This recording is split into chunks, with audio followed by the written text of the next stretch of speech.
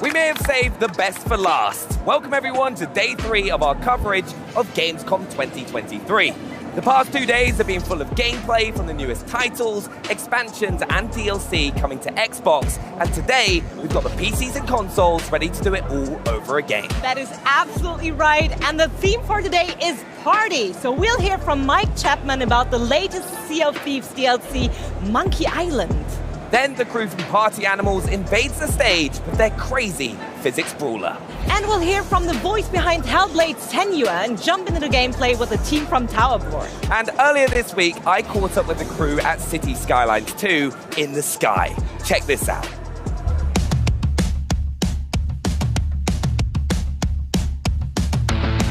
Welcome to one of the most terrifying interviews I've ever done in my life. We are like 400 feet above Cologne, and I'm joined by Maddie Johnson from Paradox Interactive.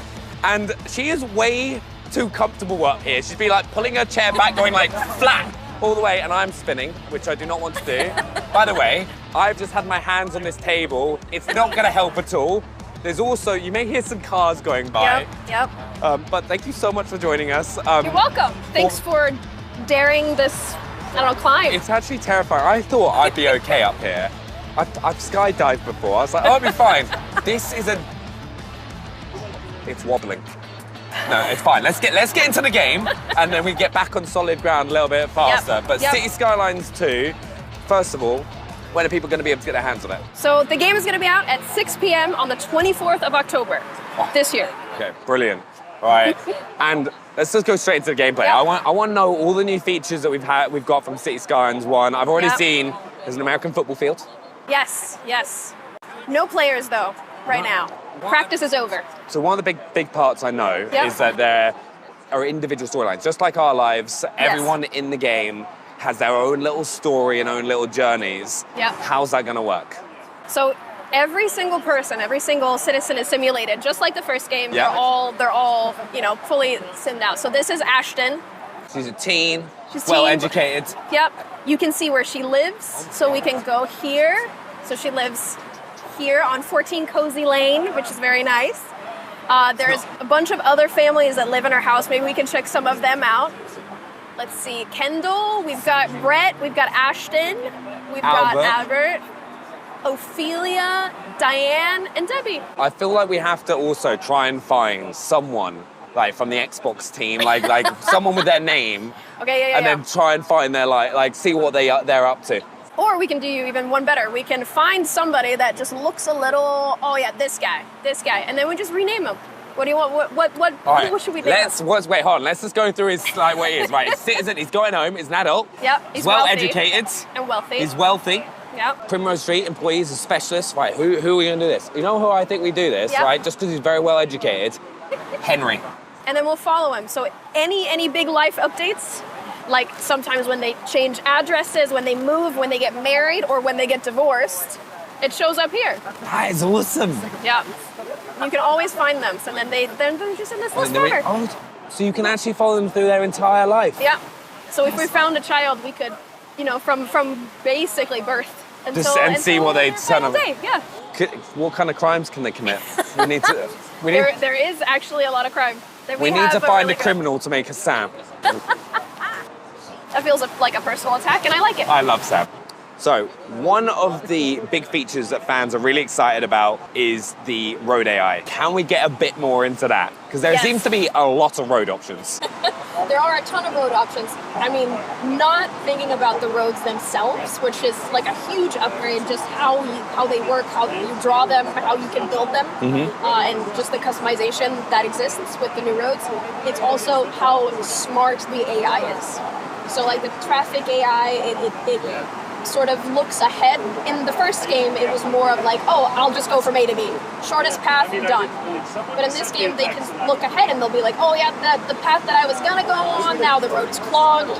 So now I just want to take another path, and then they rethink it. I mean, it's just harder. It's just we'll just out of interest, would like certain people like get attached to certain routes, so they might have their favorite route? I mean, they'll probably choose a pretty similar one unless they encounter a traffic accident or like a clogged road. Yeah. But yeah. That's cool. Right, another one of the big reasons to play is map expansions. Yes. Can you tell us a little bit more about that? Yes. So the map is about 5 times bigger. Yep. And you can, unlike the first game, unlock almost every single tile on this map. So you can see how big it is. Oh my god. The city that we've been looking at is probably like, I don't know, 12 tiles or something in the middle here. And then you can expand all the way to the edge of the map and all over. So if you want, oh yeah, like I'm gonna buy the rest of this island. You can just, okay, I don't have enough money. But in the city, you can just buy all the map tiles that you would want. Buy it all, build the biggest city possible, it all connects. Good God. That is huge. Yeah, another big change is also that you can select tiles that aren't connected. So if you wanted to, you can just pick a city along the highway. So like, where's the highway? Right here. You can just pick this tile, Yeah. and then you can build a satellite city. So it can just be its own individual thing that's not Exactly. connected anywhere else. Yep. Could you then like build, I don't know, like build an airport that can then fly to Yeah, other yeah. cities within that? Yes. So you can kind of like create this own micro continent.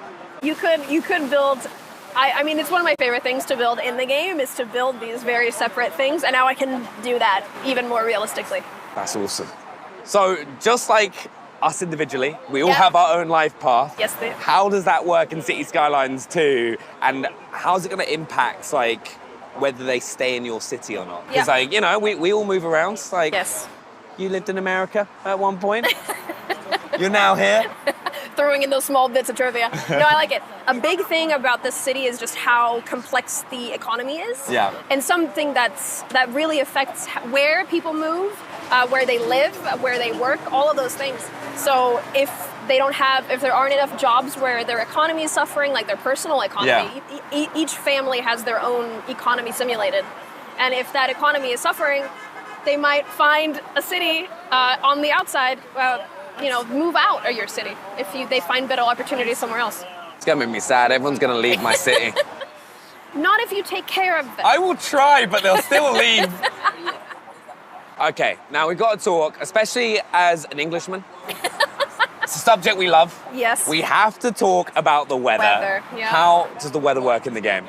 So the weather is a lot more simulated. I think it's the same amount of weather, but one thing that we've really improved on is like the ambiance, like the sound more than anything, I would say. The thunder scared me the first time I heard it. It felt like it was like just right next to me. The audio it impacts how immersive anything is so much. 100%. So much. And both obviously the simulation is better, they look better, but also the sound is just so cool. It just kind of brings you into it a little bit more. Yeah. So when it's like raining, heavy rain, you kind of want to get inside, get indoors. Exactly. Or like Henry's going to be sprinting to his mansion. Exactly. I was just imagining. Okay, city services. What are they going to look like in City Skylines 2? So we have a ton of them. Most of them are just improved versions of their old ones. Let's see, which one do you want to look at? Oh, We've got hospitals, education, garbage. I feel like we've got to go with the police. Police. We mentioned crime earlier on. We did. All right, let's see. Oh yeah, here. Oh, look at all this. Oh, you get all the Yeah. 22 criminals in jail. Yeah. I mean, it's a pretty small city. But yeah, this is a police station. Super cool. But one of the coolest things is that you can add extensions to most of your service buildings. Yep. So in the first game, it was like, oh, I have to place like 50 of these in like a big city. You had so many police stations. But now you could just get one base building and then expand upon it. Oh, so you can build like loads of like subtle buildings that then just like add to it. There are all these service stations have like different expansions, mostly relating to size or what they can provide. So maybe the big fire station has a helicopter pad for fire helicopters, for example. So that it allows for a lot of expansion very easily. And customization, so depending on what your city needs, you can add it and then you'll have it. That's amazing. But it also means that you can focus, you can like customize, you can min-max a little bit your city. Yeah. So and there's a lot of crime, so let's expand only on, We need a lot more police. We need police choppers, right? We need choppers. There's a lot of car chases happening in our city. We need choppers. Yes, exactly. It's so bizarre though, like looking from like this view, because I've been very fortunate to go to, I think this is my 8th Gamescom. Yeah. And I've seen the city in many ways, but I have never seen it like this. It's like a view that you'd get in the game. No, but honestly, thank you so much for taking us through City Skylines 2. I really appreciated it. But can we please get down here? Let's go.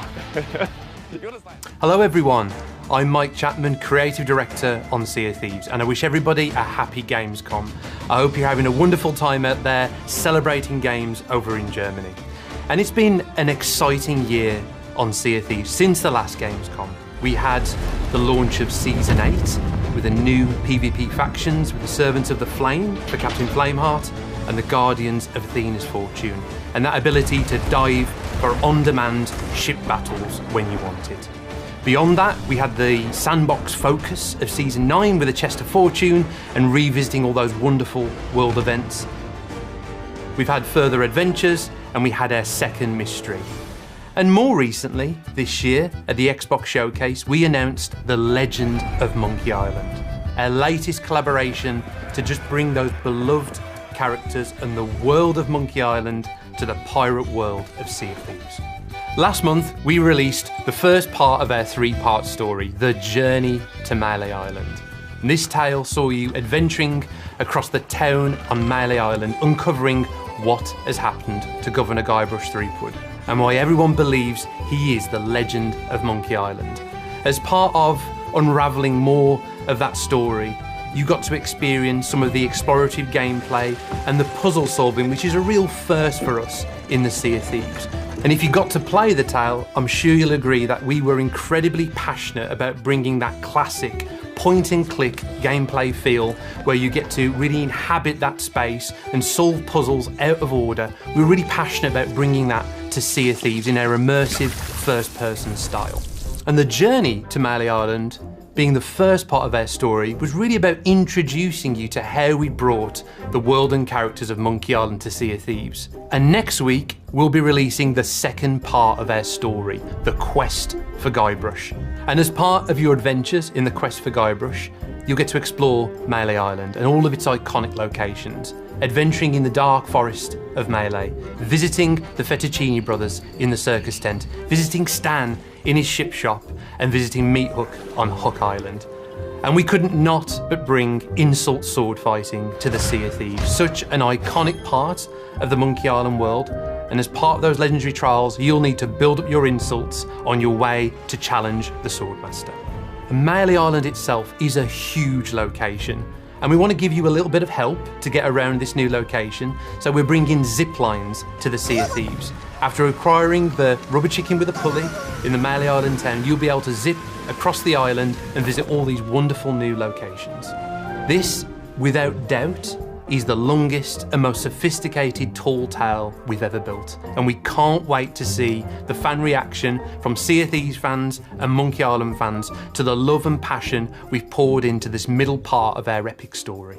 And this story, The Quest for Guybrush, focuses on you embarking on the legendary 3 trials to save Guybrush. And this sets up our final tale and our grand finale that will see you, along with Guybrush, adventure to Monkey Island itself to confront LeChuck in his lair deep below that island.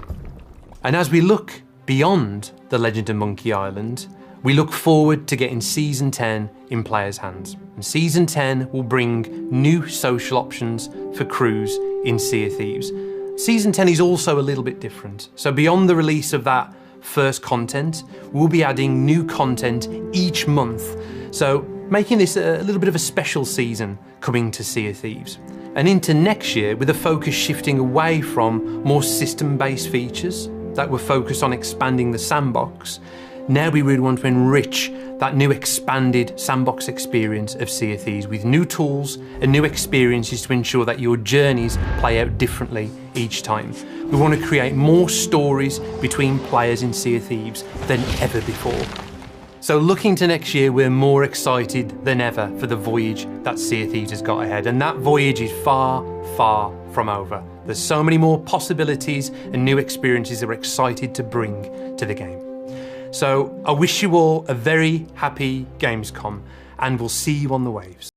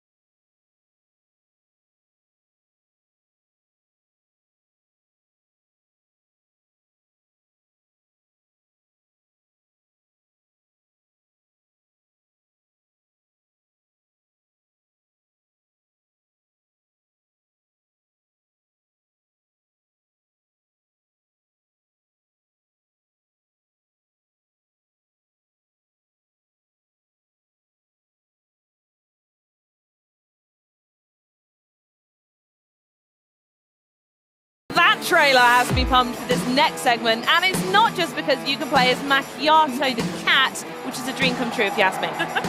And here to not only show off this rowdy physics rumbler, but also challenge Charlie and I to some not-so-friendly competition, please welcome Xiaoxiong and Mika from Recreate Games. Hi guys, how are you today? Nice to meet you guys. Nice to meet you too. It's lovely to meet you. You must be mega busy here at Gamescom, but it's not just yourselves here. We're also joined by 4 other party animals who will be playing along with us, or versus us today, I guess you could say. So hello to those brave souls trying to take us all down. Good luck, and chat, I want you to pick sides immediately. Are you team sofa or team, I don't know, team over there?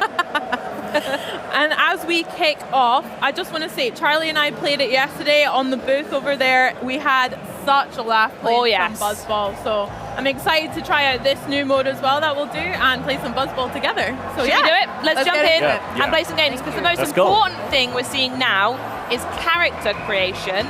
And I'm going to do what I'm going to do, and I'm going to instantly run for the cat. But I want to know your favorite characters, what the inspiration behind all of them are, so on and so forth. Yeah, I like the game is Nemo. Nemo, yeah? Yeah, Nemo is the main character in the game. And we were speaking earlier, Nemo's based on your dog as well, aren't they? Yeah. Yeah, I made this game for him. Perfect, I love it. Do you have a favorite character? My favorite character is the crocodile. Oh, with great the back outfit. Uh-huh. Super cute. Because that's the other thing, I mentioned, I saw the test that you can change outfits as well. So mine's just a cat at the moment, but how many different outfit combinations can you get? We actually have about 30 playable animals. Oh, wow. And then on top of that, you have all sorts of different outfits and looks. It comes up to more than 200 different unique looks. Oh my goodness me. That is so many. I'm down already. I chose the goose. And what's the purpose behind this mode? Because at the moment I'm just swinging. Okay, I've got a bow and arrow, a crossbow. Okay. Oh, no, don't go there, don't go there. Oh! This map is very simple. Okay, here we go. We have just survive. No. So it looks like we're on a submarine just now as well. My guess is don't fall in. Are you going to test that for us? No. Is that me? We're on the same team, Charlie, please. Oh, sorry. So sorry. So sorry. I'm just swinging. Let me... Oh, no! Let me save you. Where are you? Yeah, we need to go after them. Whoa. Let go of me. I've got a big crocodile in the wall. Crocodile in the wall. Oh. Crocodile in the wall. Oh my god. Can we swim back? No, yes. No. Oh, I'm not out. Hurry up. I'm certain I'd be out. Oh, no. Oh my gosh, no. No, I need to know this. Well, we're out. Okay. Oh, that's gone. Okay. I think I'm the last one. Oh, I think I'm the last one. Oh, Get away. Xiaoxiong, you've got this. This is my submarine. No, leave me alone. It's so dramatic. Okay. Wake up. There we go. So is the aim here to be the last person on right at the top then? Yeah. Yes, my ship. My ship. Great headbutt. Okay. And yay. it looks like you've done it. Well done. I'm the last one, I think. Yay.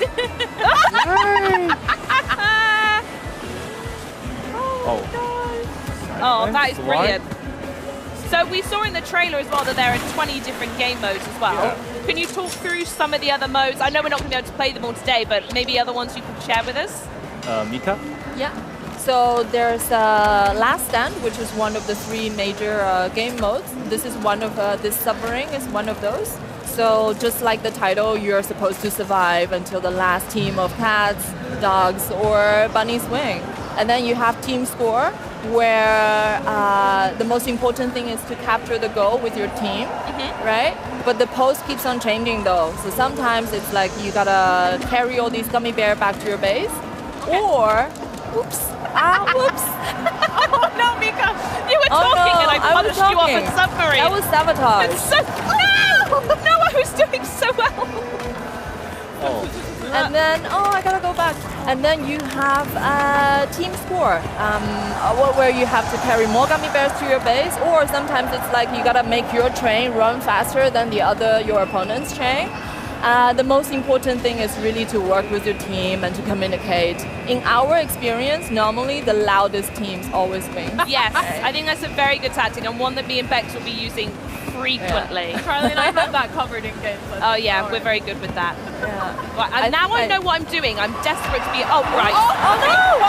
Yes! That was calculated. Come on, Macchiato, swim, baby, swim! It's me! Oh no. Oh yes. Oh, Oscar. Yes. Mika, you're doing so well. Oh no! What am I doing? What am I doing? Go on, Mika! Tiger, Yes, leave me alone. I can do it. I can do it. I can do it. Yes. Yeah. Oh, GG. And no, come on, Bex. We need to get I know. one. Get it together. Right, I'm going to say we just aim for them. I'm gonna show you the best Run. weapon in this game. Go on. This one, this plunger, this plunger. This weapon made my dreams come true. Oh, The dream is to solve. Oh shit! Oh no! Which weapons leave do me you alone. like the best? Leave me alone, Tiger. No, leave me alone. I'm climbing. I think I've got something. What can I do with this? I've got a gun. goose with some sort of gun. Oh! I electrocuted someone. Yeah. No. The missile, when the missile is launched, Yeah. there will be very big shockwave. So That's you- what was throwing us off before. Yeah. I see. Come on. Right. So I just need to steer clear of that. Come on, grab onto the boat.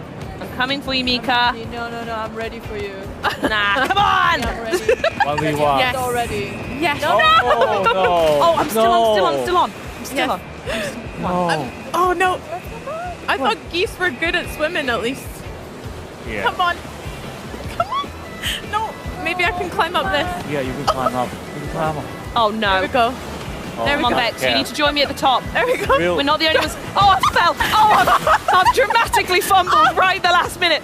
No, come on. Oh, that's so feeble. Oh, please. Oh, there's Don't real wait orange for cat me. It's waiting for you. cruel. Oh, this is like something out the Lion King. Come on.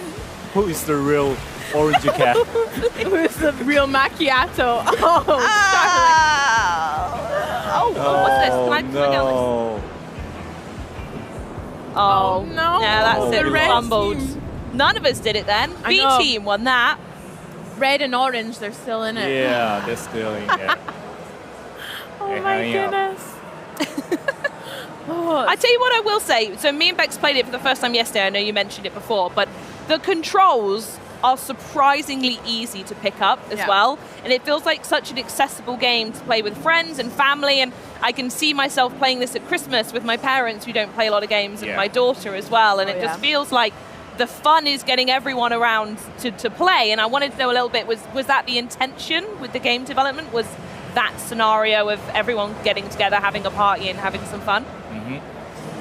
Yeah. Okay. Yes, absolutely. Because our original idea was, so Friday night was you're staying with your family and friends, kids running everywhere, or you have some best mates coming over for dinner or whatever. Absolutely, and yeah. then afterwards you turn on Xbox, and then there you go. That was the scenario. I love it. Don't And run, yeah, don't it's run. there. Don't run, Kitty.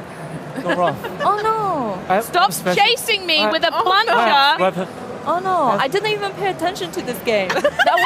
That wasn't fair. Right, Bex, here. we tricked you. We were You did, distracted you for this sure. way. You did. I don't even know where I went. Oh, you Oh, the missile. sorry. Oh! Right, there's You can clearly a have it. tactic Yeah, to it's- not it's be too earlier. up the top. Okay. Okay, Okay. yeah. It's So oh, plunger on your back. Get up! Come here. Come here. Lunch me! Come here. Oh, how do I get up? Oh, no. Oh no! Oh, Let me there's a help. bunny now. It's so hard to be mad at them because they're so cute. Let me Okay. go! It's time to fly out. No! Okay. Going again. Come on, Bex. Punch him. Bex, Yes. we need this. Yes, Charlie. Hey. Come on, I'm up, I'm in. I'm in. Yeah. Help me. Help Start me. swing in the air. Okay. Yeah, come on. Here we go. Oh, I won't you're punch there. you. Oh, Good, Oh, get him out. No, Come on. no, trust. Kiss me. Sorry, Shashong. I'm just gonna Wait, am I in something? Oh, okay, good. This feels safe. Oh, it's us, it's us. Come on, Bex. Feels safe. Dude, put me down. Oh, No. I'll help you. I'm coming over. Put me down. Wait, I'll try and come over. I Throw. can't. I can't. Throw. I can't. Oh, right in the chin. Yeah, come on. Yes, Charlie! Yeah! No. Stay down. Oh gosh. Oh God! He want come to- back! He come back! No! No! Stop him! No! Let go of me, dog! Unhand me! Oh, No, Charlie! My arm! Stop! I'm gonna drown! no! No! This is sadder than Zendaya! Macchiato! Come on, Charlie! Yeah! Yeah! Yes, Charlie! You can do it! Oh no! Oh my god! I'm gonna cry in a minute! Oh my gosh! Oh Goodness me, we crashed the table and all. Sorry. Calm Oh, down. wow. Okay. Oh my goodness. Oh, right, Okay, fine. right. Okay. Oh, right. So this is such a fun map. I mean, you know, I think a goose would be good at staying in water, but are there different environments and stuff that'll have different challenges in the game? Yep. A lot Okay. of challenges. Every map has total different mode. Oh. Total Lovely. different challenges. Oh, red hat. I'm gonna just I'm someone gonna help get me. people up. Someone help me. I'm gonna no. be on the aggressive. No! Someone help me! Someone help me! No! No! Just help me!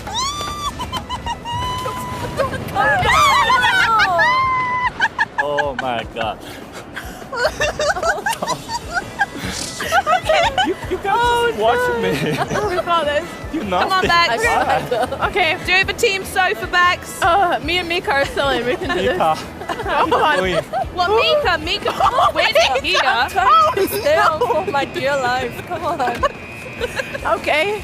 Oh, Okay. no. I'm just gonna stay at the top. Are you electrocuting yourself? Here we go. Come on, let go of me. Nunchucks always Ooh, be to yourself. okay. I'm just gonna. Bex, hold on. Okay. Oh, Do you know what? Get on the Yeah, thing. I'm gonna try. Get up. Get up. Oh, okay. Be careful. Okay, I'm gonna. Here we go. I'm just gonna hit. Come on. Hit. Okay, now go, climb. Okay. Go. Oh, the punch in me. There's a tiger in a pajamas set having a go. I can't breathe anymore. I can't see it. Oh my gosh. Your goose looks Trying dead. to throw this. It's Oh the best my game goodness. ever. Okay, climb. I'm trying. I'm just Ignore me. Get up. Yes, yes. Get it together, Bex. No. Mika, we Mika, count you you. murdered Mika. me. Oh, found you. Mika. Yes. Yes. Yes. Yeah. I think that's Yeah. it. I think that's we won it. the game. Come on, we won. We won. Yeah. Fine, I suppose. Who's still alive? I guess. Oh, You drawn. well done. Oh. Oh my Well God. done. Family. If we were to lose to anyone, I'm GG. glad it was for you. Yeah. We're But going to the get game- another game mode set up in the background, so I'd love to talk a little bit more about how But the game fun is it's still been. Oh wait, no, on. the pic. Oh, This is the best Yeah. bit. Pictures here. Just run at the Where am I? camera and There I am. punch. yeah. Run to the camera. Yeah. No. Give me the I have no idea. Look at you. Mika, where are you going? I'm in it. You're not even in it. I don't know where I am.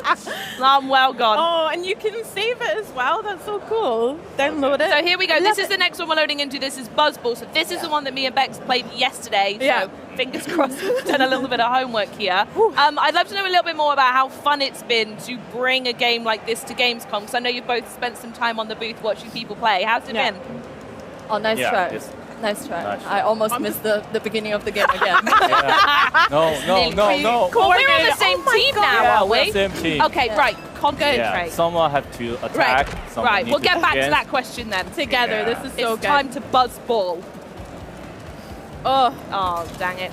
I mean, you're so right, Charlie. You mentioned it earlier. I can't wait to play around like holidays or Mika, like you Yes. said, with Yeah, friends. I can imagine like Ooh, playing with my okay. partner and our friends. Put it down. Oh my God. Sorry, Dave. Oh no! on. Oh, go. I got rid of it. Give it. Defense! Let's do this. Oh my god, I beat. Okay. I'm just gonna. Oh god! Wrong way, I'm just gonna hit everyone. I'll be on the attack. Go get it. I'm just gonna. Oh, I'm grabbing the. Let's go. I've got it! I've got it! I've got it! I've got it! I've got it! Let's go. I've thrown it! Okay, good. let's try. Good. Ha! I'm running to the thingy! Oh yeah. Right, let go. I'm open! Yes, this money. Go.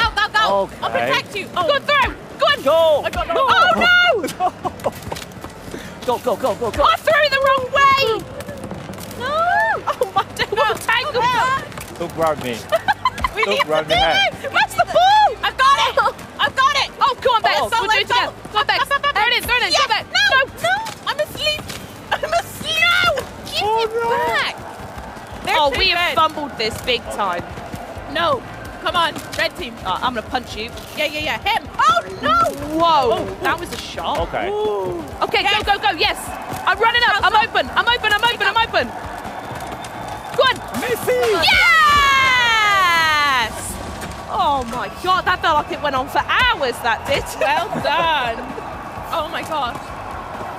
I mean, there's so many moving parts to this and stuff.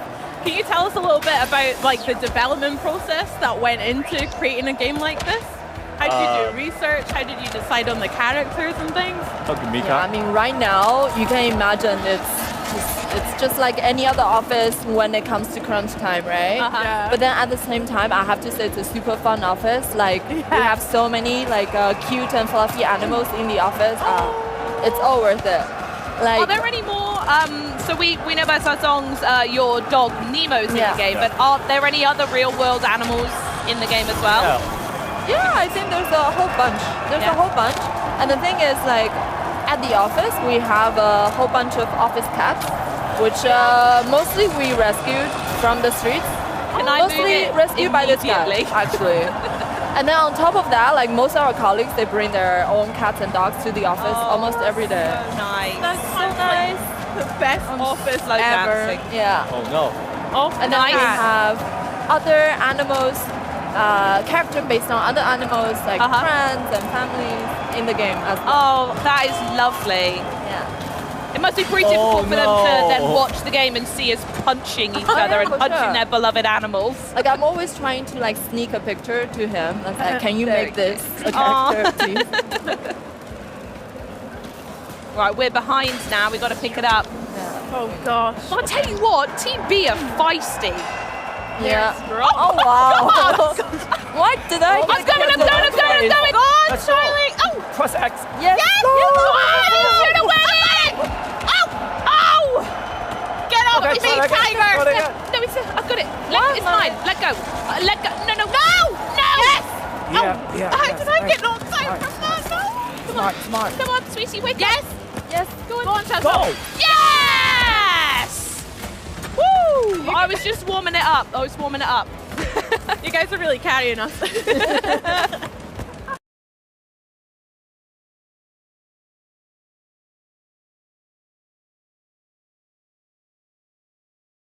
We and I, like, we scored a lot more. We did. We did Yes. a better job. I promise you, we are better than this. Oh my goodness.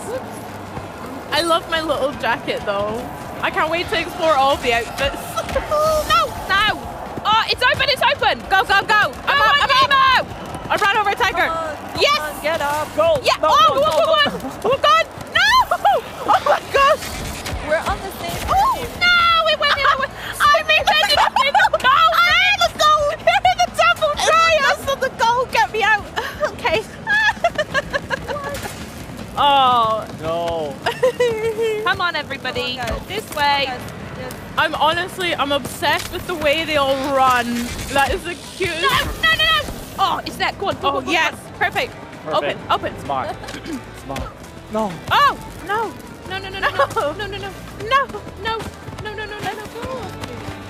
Whoa, I did a roll. Oh, I can roll. Oh, that was a great throw. Shame you missed it, mate. Everyone move. I'm trying to get the buzz ball. Okay. No. Whoa. I'm rolling everywhere. Oh, this is such a good tactic. Charlie, just roll. Tiger is feisty. Left trigger and B. Roll. Oh, they've gone the wrong way. Put it down. Yes. No, they've got you. Okay. No.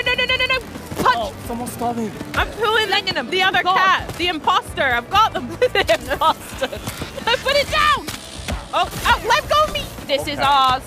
It's my time. It's so close. Go on. I'm here to assist. my time. Yes, that was a proper what? Skillfully done. Love that. Skillfully. Oh, great. I feel like we need to have like the tactics here, right? So who's, especially at the beginning when you run, who's going to go for the buzz ball? Who's just going to go over there and punch one of the characters? Teamwork. Yeah, exactly. It's going to make the dream work. Oh, no, you go, Mika, you go. We got each other. Oh, no. Oh, really bad at throwing it. Pretty close. Mika! I'm just going to take this tiger away. Okay. I'm taking one away from the equation. Go on, Shush. Go. Okay. Mika, Yes. it's your time. Oh, that's you, Charlie. Sorry, Let go, Charlie. let go of my. It's mine. Oh, mine. go. Go. Yes, it's all yours.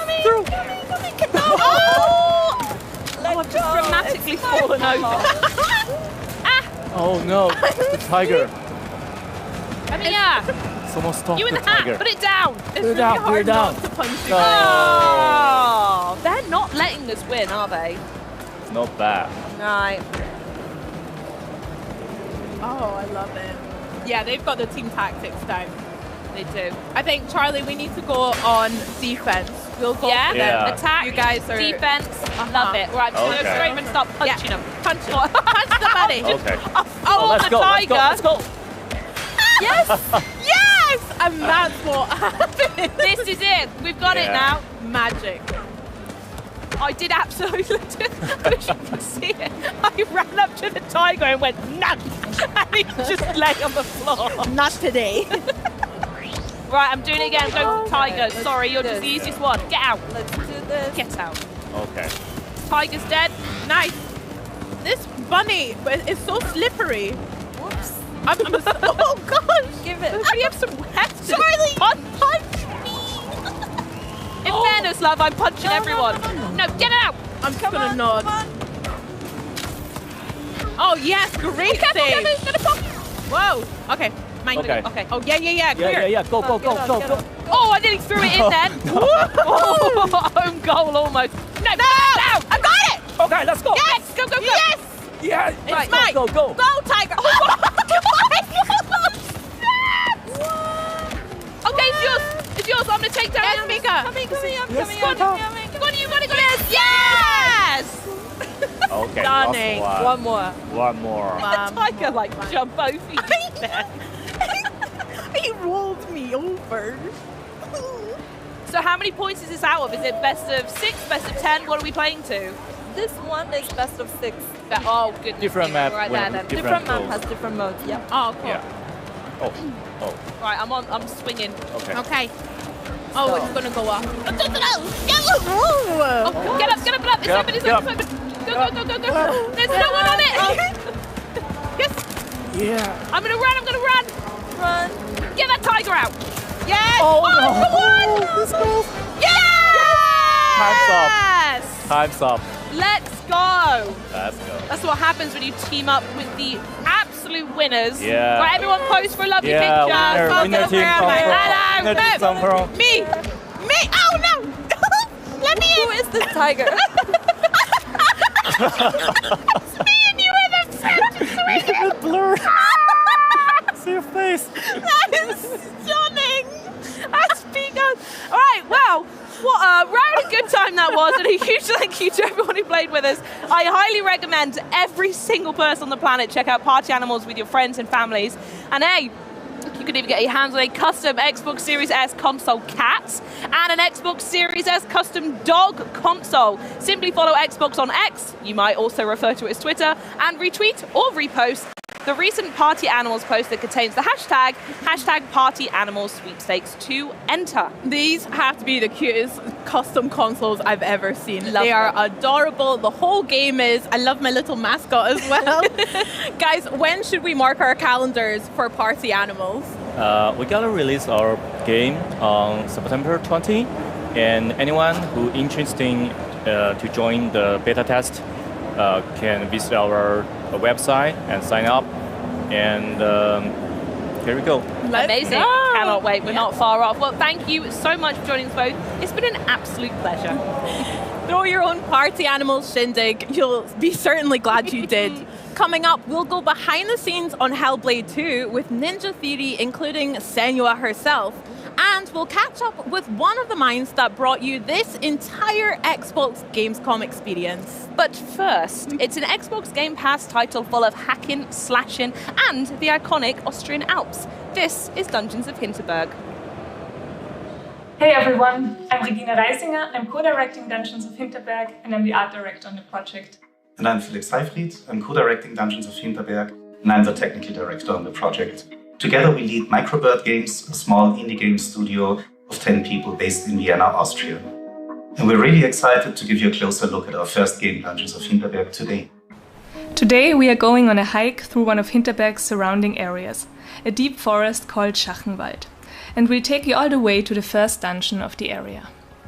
Dungeons of Hinterberg is a single-player action RPG with social simulation elements that takes you on a vacation to the Austrian Alps. 25 magical dungeons have recently appeared around the village of Hinterberg, attracting adventurers and tourists from all over the world. You'll be exploring alpine landscapes, solving puzzles, hunting for loot, and battling mythical monsters. Our hero Luisa wields a sword with light and heavy attacks, and can of course also dodge incoming enemy attacks. She can also use magic skills in combat, a bit more on that later. There's tons of different enemy types with unique abilities. Right now we're still early in the game, so we're seeing smaller creatures around here, but even those have some pesky moves. Each in-game day you venture out into one of 4 distinct overworlds in search of a dungeon. Each area comes with its own set of magic skills, which you get from skill shrines like this one. Magic skills play an essential role in solving the many puzzles scattered throughout the dungeons. In the forest and its magic grove dungeons, you'll be using wind magic. Create a magic whirlwind that can carry you safely over hazards, or conjure up an airy projectile to push things from afar. The magic skills that are bound to each area are also useful in combat. You can use the whirlwind skill to pick yourself up out of melee range and to plow through enemies, knocking them over, and the wind projectile is great for dealing with enemies at range. Our enemies are all loosely inspired by creatures from Alpine mythology. In Austria there's a tradition where in December people dress up as frightening creatures and roam around towns wearing masks and costumes. The most famous of these creatures is obviously the Krampus. But a lot of them aren't just outright scary, but quirky and fun, and they provide this treasure trove of weird and fascinating imagery. And in the game, our enemies consist of a kind of magical purple goo, but they wear masks that mimic these traditional creatures. So we've dispatched with the enemies and will now make our way up the giant trees over there, where a dungeon portal will be waiting for us.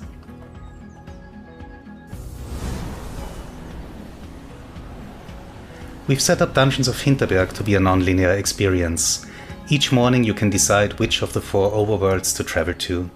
Each overworld has several dungeons, some are quite easy to find, others might be hidden or locked behind a challenge of some kind. There are some points in the game where the next dungeon you go through is fixed to allow us to tell our story, but for most of your vacation you can find different dungeons and complete them in any order. Or just take it easy. Skip the dungeon crawling for a day and instead find a nice picnic bench and let the afternoon pass by while you relax. Each of our 4 overworlds are inspired by real Austrian biomes and landscapes, and all of them have a very distinct and expressive look and feel, both inside and outside of their dungeons. And to achieve this, we use a limited but very distinct color palette for each setting, such as the bright orange and blue tones in Schachenwald, allowing us to really push the mood and atmosphere. So we've had a pleasant hike through the Schachenwald area, climbed all the way up the trees, and we've finally found the dungeon portal. Luisa is certainly excited to step inside the portal, and we can't wait to show you more of Dungeons of Hinterberg as well. Thanks so much for watching.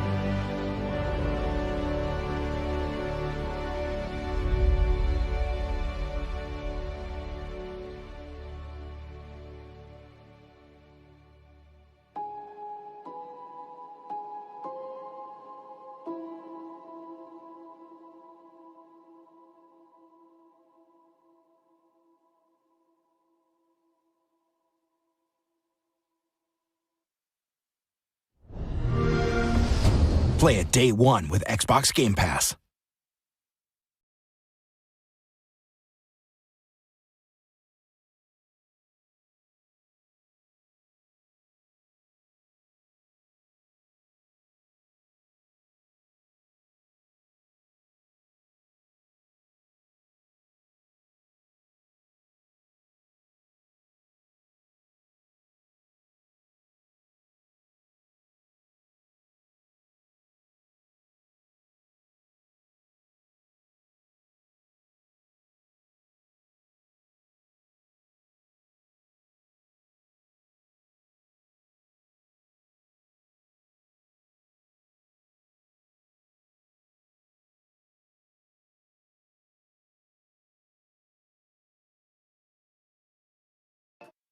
Okay, so here's the deal.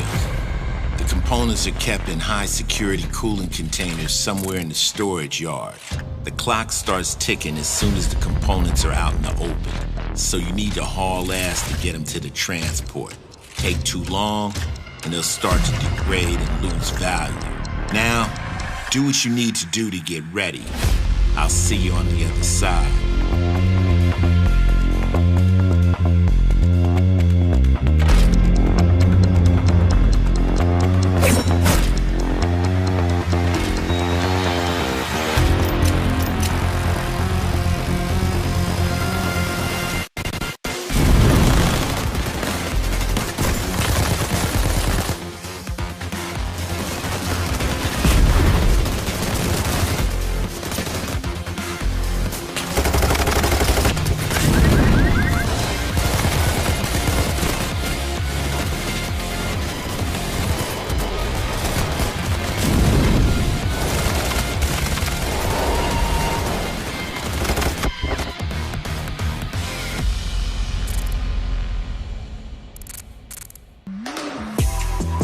Payday 3 is a franchise that doubles down on the hijinks of cops and robbers, with a heavy emphasis on the robbers, obviously.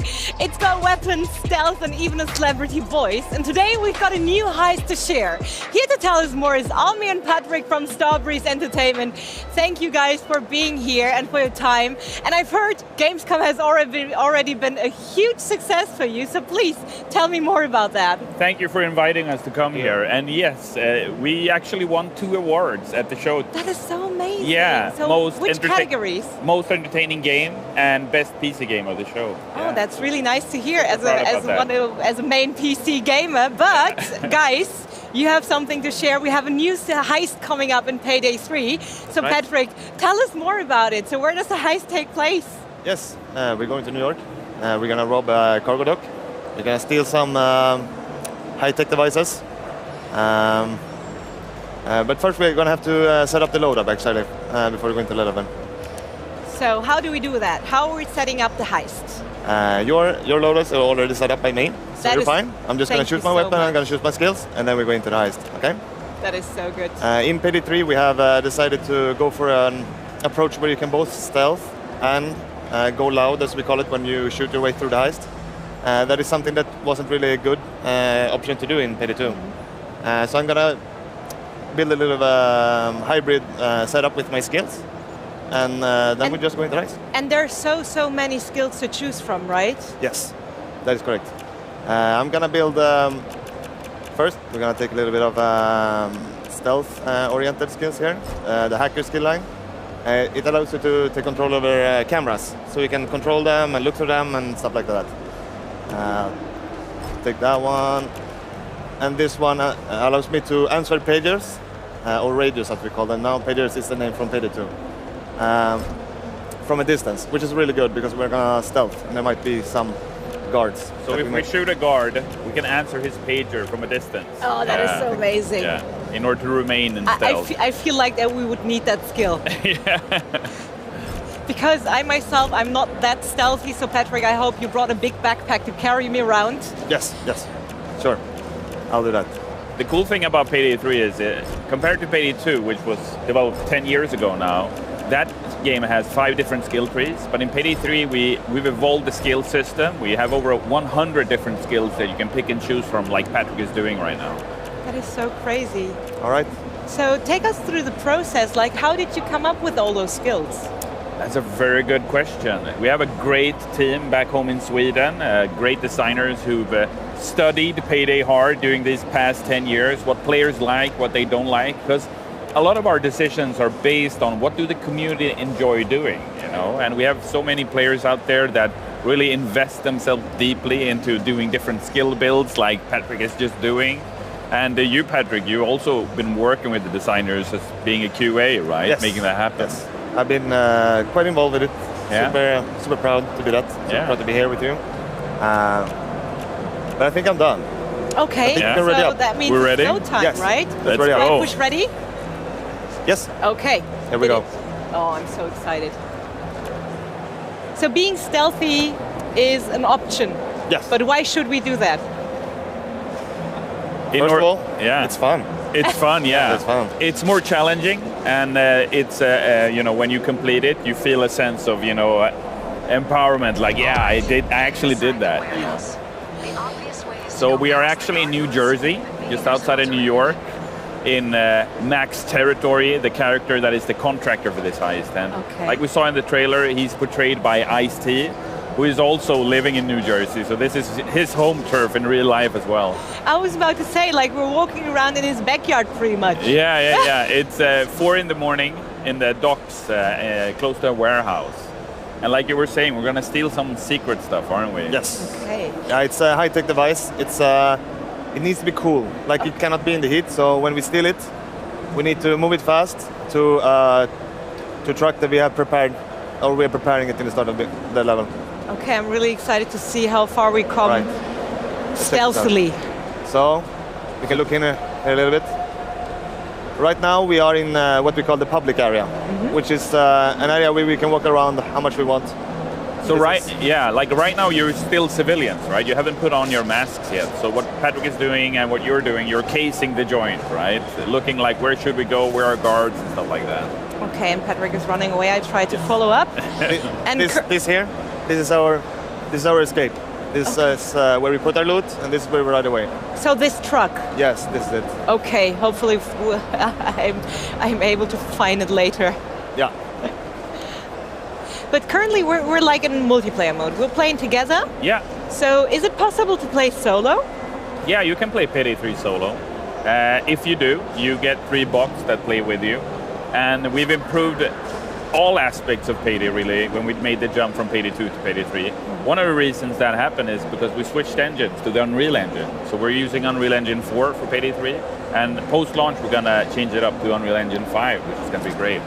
Oh, that is very exciting news. Yeah, So we are going to use my go-to approach. Okay. Just come over here. Do you find me? Come pick up. This is me. Just casually standing around, typing on your phone. You see me over here? Not being suspicious at all. Love it. No, that's not me. I'm over that's here. not you. Yes, that's our bot. We have two. We always have 2 companions. Okay, good. If you were 2 players, we have 2 companions. It felt like actually the bot was standing there. It's like, come on over here, Melius. Oh, all right. That's what you meant. So we can mask up. Oh. Okay. There we go. All right. There we go. Jump in here. So when we come in here, there's going to be both civilians and guards and cameras. So we'll just look in here a bit first. I'll take the big gun. All right. Guard.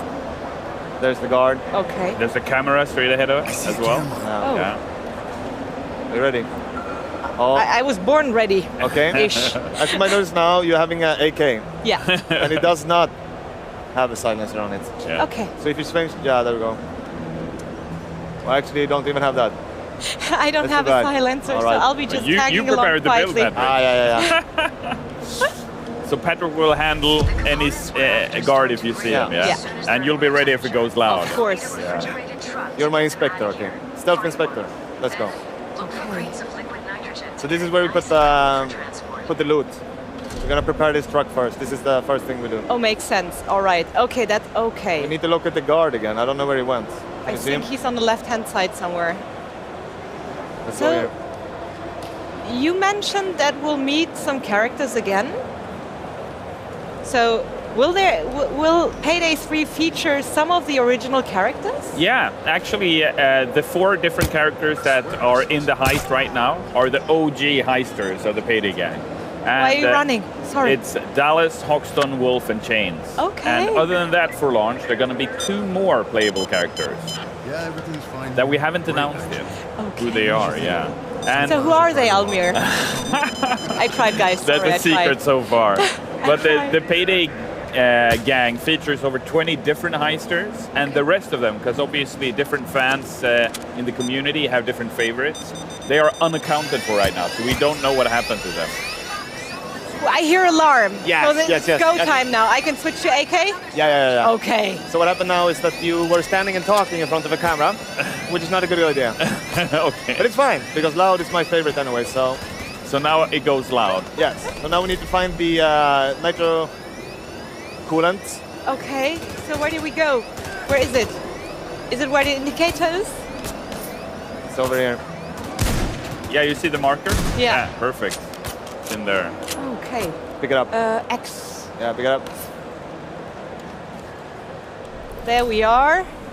So now they're calling the police. Oh, Reinforcements are coming. Uh-oh. But guys, tell me, why did you choose to use the Unreal Engine? Well, the engine that we use for Payday 2 is not as modern as the Unreal Engine. And the Unreal Engine features a host of different features that are excellent for first-person shooters. And we've developed this game over years now, making sure that it plays as well as it possibly can, still having that Payday DNA, you know? Because you being a pro CS gamer, you would know that when you make that engine switch, you necessarily don't always keep the same feeling, right? And we've worked really hard on making sure that the feeling, it still feels like Payday, even though it's a new engine. People will love you for that. Yeah, we hope so, we hope so. And we've gotten a lot of positive comments here during Gamescom. You know, we had a lot of community members and fans who have stood in line for hours on end trying to get their hands on the heist that we're currently playing here. That is so cool. Right. So what are we doing now? What did you pick up?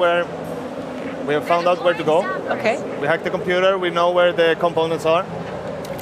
We're going to take a zip line over to it. Okay. Okay, great.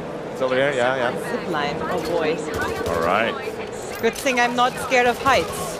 It's fine. That's a very good thing. You're safe. You're safe. There we go. All right. Casually swinging along. All right. The information we got was that we are going to A90. You see up in the corner A90. A90. Yes. You can see on the ground. There's some numbers here, some clues where to find it. Oh, okay. Oh, that's really cool. So we're dropping down and now we're shooting, right? The police are here as well, so.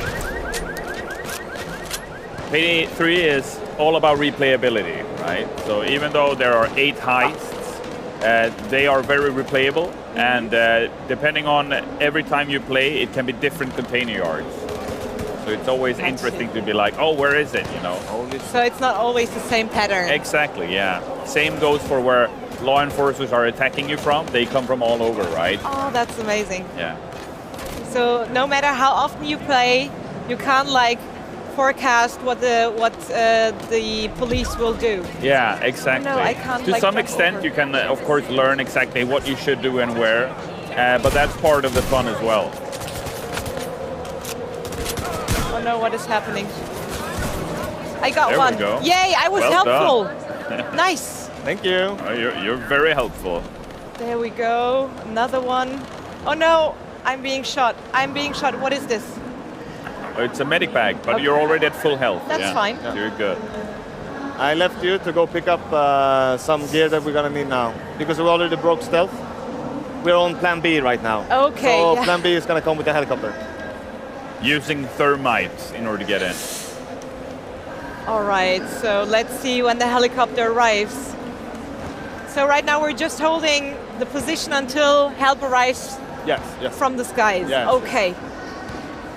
We'll look at New York for a bit. Yeah, you can see New York in the distance. Statue of Liberty right there Really as well. pretty. And I love the love for detail. Yeah, we have a great art team. They've done a terrific job at, really trying to capture New York, After Yeah. all, it is the capital of capitalism, you know. It's where all the money is. That's why the Payday gang is there. That is very true. Because there is also lots of money to get. Yeah, absolutely. Even in this container here. Oh no, something is shooting me. Oh, from there. Okay. Ah, got him. Well done. Got him as well. Yeah. So how long does it take for the helicopter to arrive? No, I got it. Okay. It usually takes a few minutes. Okay. Same place again here. I'm trying to keep you safe from up here. Okay. I don't know if something is happening here for Oopsie. me. Come on. Patrick is trying to make the leap. Yeah, there we go. Leap of faith. Third time is the charm. I don't know if that was the third time. Maybe the, the 100th time. Oh no, something is shooting me from above. There we go. So now we've applied the thermite to the container. Okay. Hopefully it's the right one.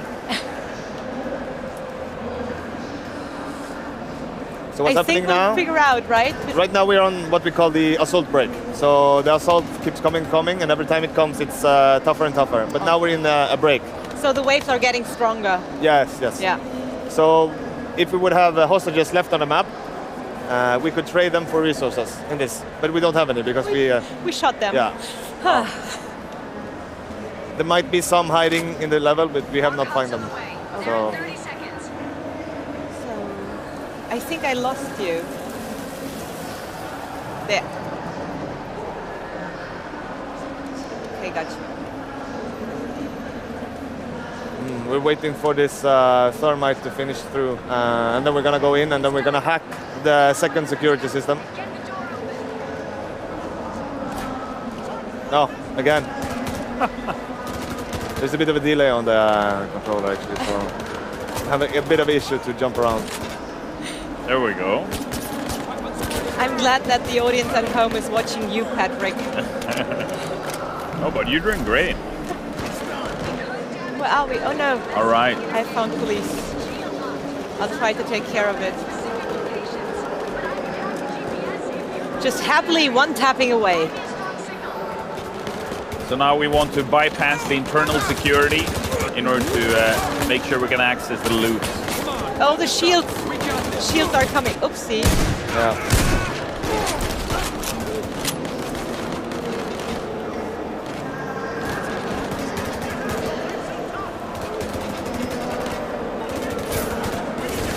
Do you see these circles on the ground? Circles on the ground? If you, oh yeah, I'm gonna help you. Oopsie. Don't worry. So this is something that happened here. That's something new with the zapper. That is the unit that electrocutes the player. So in Payday 3 we have right now. In Payday 3 we have different special enemies, and one of them is the Sapper, and that was the Grenadier. So all of them try to defeat you in different ways. The Sapper chases you. Okay. Yeah, so you can't do anything. Oh no. But they also have a weak spot, which is close to their belt line. Yeah, show it to here. Yeah, boom, boom. So if you also, shoot that, then you electrocute the entire area. That is so cool. Yeah. Okay. Oh, nice. Ammo. And then, of course, the Cloaker makes a return for Payday 3, including the Dozer and the Shield as well. Okay, that is so exciting. But I love, like, a lot of things are happening at the same time, but you're still able to follow along and understand what your mission is, and I really, really love that about this game. That's a good... The HUD is really cool. Yeah, it's like a kind of controlled chaos. Yeah, absolutely. Yeah. And the more coordinated you are as a team, because I mean the game is developed with co-op play in mind, the easier it'll be for you to coordinate and make sure you get your payday. Yeah. But I mean, you guys, you just celebrated your 10 years anniversary, so it's been quite a journey for you. It has, yeah. We celebrated 10 years of Payday 2 just the other week, and it's been a great ride together with our community. We're super thankful to have come this far, you know, with the game. That is so amazing. Yeah. And what a way to end the celebrations with Payday 3 coming out next month, right? September 21st. Whew. All right. I'm starting to sweat, Patrick. What is happening now? But now we need to run. Where? I'm gonna take it this thing out of this cooled system here, and we're gonna bring it to our own. Okay. So be ready to follow me now. And then we go leave it. So I'll be down here with chains, and we'll be waiting for your go.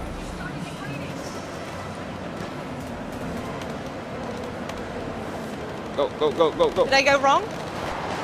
I'll meet you up later. Okay. I just dropped this. It's gonna drop the loot.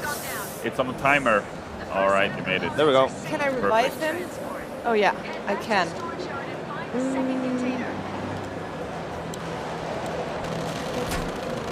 No, don't die on me. All right, I got him.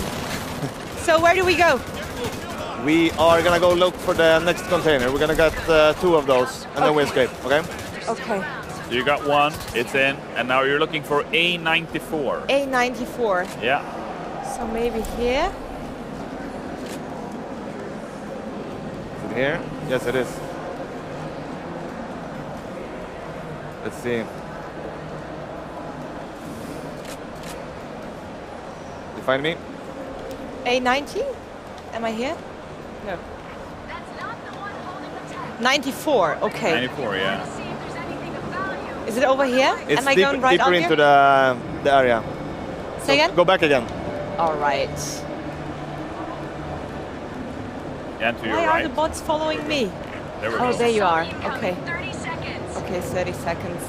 Come up here. See, I try. So this is one of the 3 heists we've shared so far. This is obviously in a warehouse. Then we have a bank that you can rob, and also an art gallery.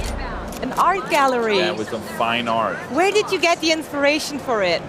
Wow, many different places. I think if you, depending on who you ask in the development team, they're gonna give you a different answer. But of course, a lot of movies like Heat, The Town, Mission Impossible even, and others.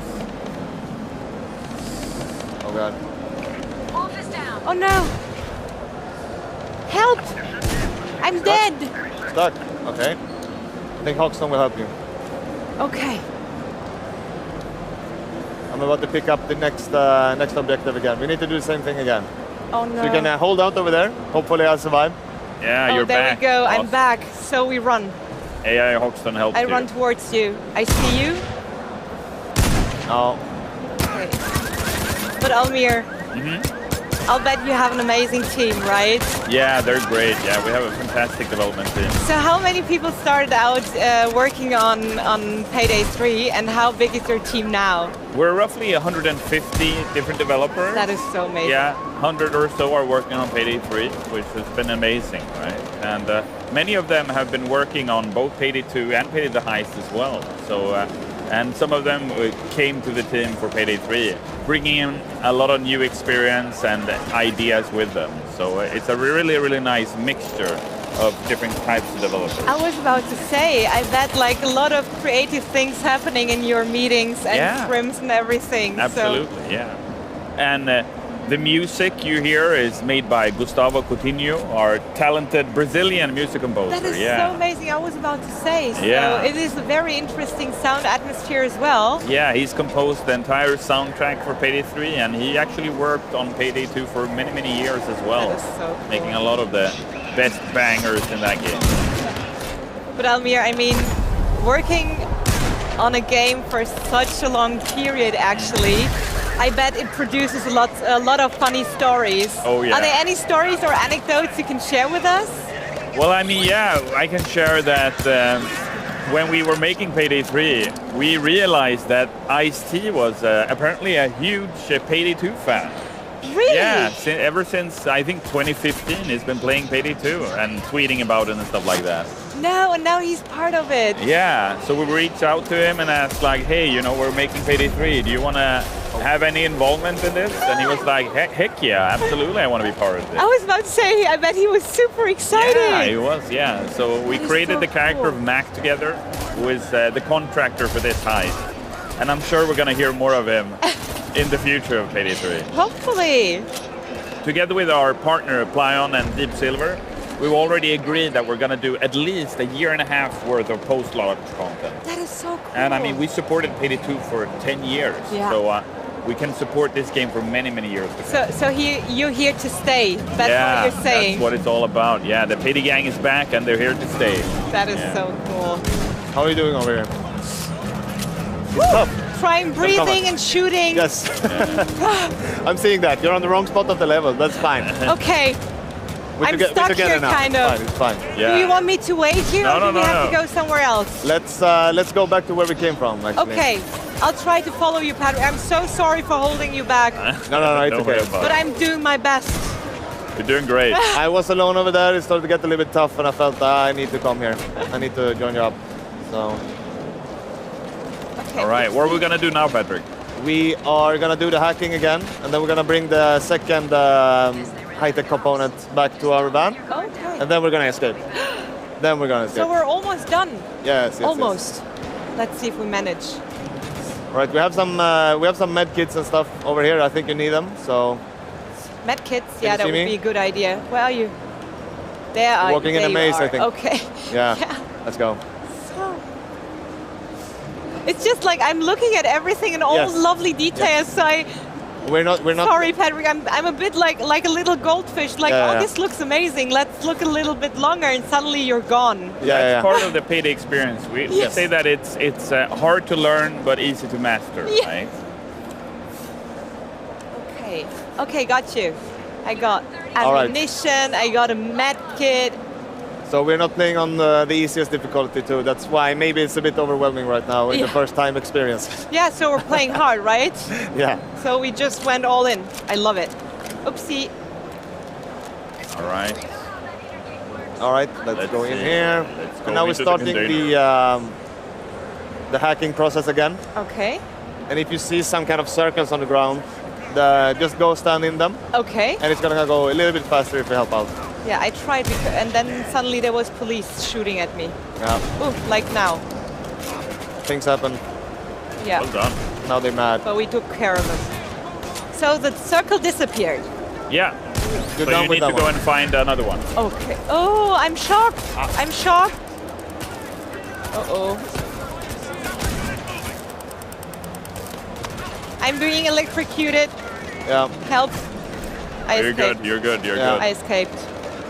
Oopsie. The bots. I again went into the wrong direction.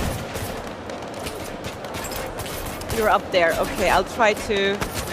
Oh no, police dropping from the skies. Oh my lord. Oh, wow. Oh, you went down. You made a leap of faith. Yeah, that was not my intention. These things happen when you're heisting. I will come and revive you. I'm dead again. Oh boy, I'm such a terrible heist partner. I'm so sorry, Patrick. There we go. Pick up our back.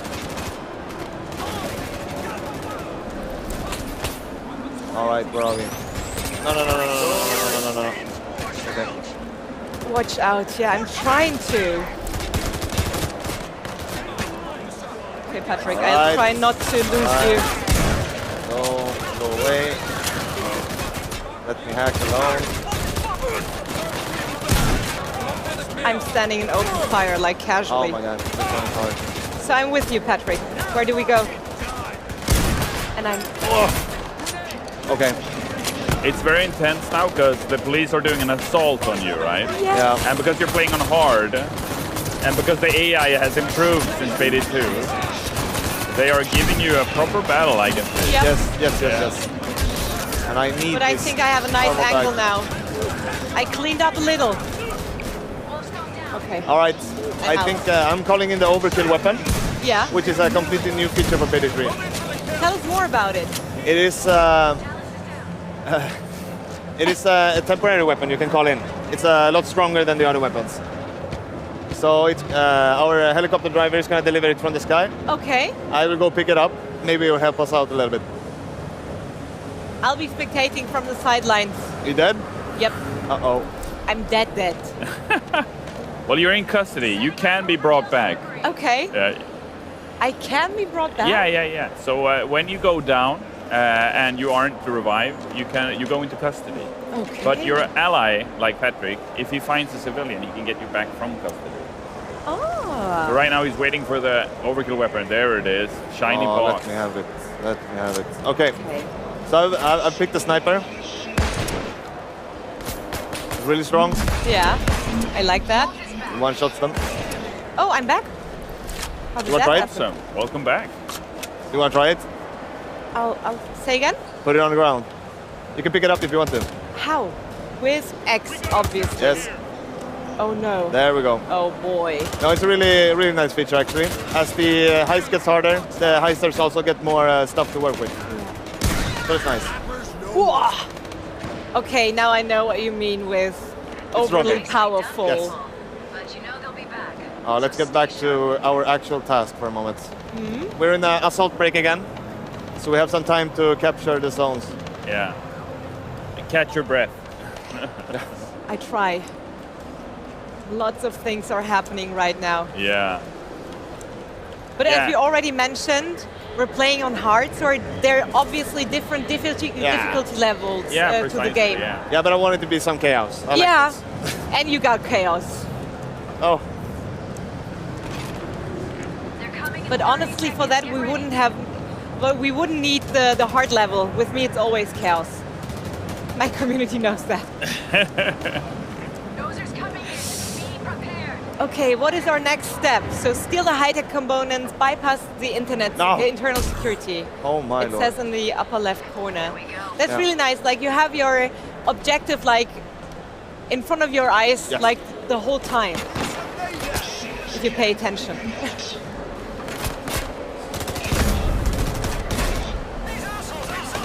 Oh no.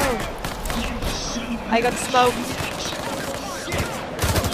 Yeah, you gotta What is stay. that? Is that? Oh no. It's Was a, that tear gas or something? Yeah. So it's a new enemy actually for Payday 3 called the Grenadier, and he can throw gas grenades on your location. So you have to. So if you're a camper, you can't camp there anymore. You guys built in a lot of surprises. Yeah, am I right? What else can we expect? Wow, you can expect a ton of content, especially in the post-launch. We have a lot of ideas on how we want to take Payday 3 further. So at launch there are going to be 8 different heists, a lot of different weapons to pick and choose from, over 100 different skills you can pick and learn. And in the post-launch we're going to add more characters, more heists, more weapons, more quality of life improvements, you know, depending on the community's feedback, what they like, what they don't like, what they want to be better, and so on. So we're super excited to get the game in their hands so they can try it out. Yeah, that is really exciting news, and I really can't wait for the people at home to try it. I was able to play a little, and now with you, Patrick. Oh no, I'm getting tased again! No! What are you doing? Oh, he got you good. Oh, he got me really Okay, good, I'll make but a run I got for it. him. I'll make a run for it. Oh no, You I'm can need Oxton down. yet. Oh, who's this? Oh my god, I'm down. You're Patrick, getting I'm up, you're getting up. You're gonna sorry It's okay. for ruining your heist. Sadly, we couldn't manage to bring it to an end. But we didn't do too bad, right? No, not at all. No. We were on our way to complete it. It was all good. such a great time. I had a great time playing with you guys, and thank you so much for your time and telling us so much about the game. Thank you, and I hope your Gamescom goes well. Thank you. Goes even better. Yeah. I mean, right, we talked about it already, and congratulations once again for the awards. Thank you so much. Appreciate it.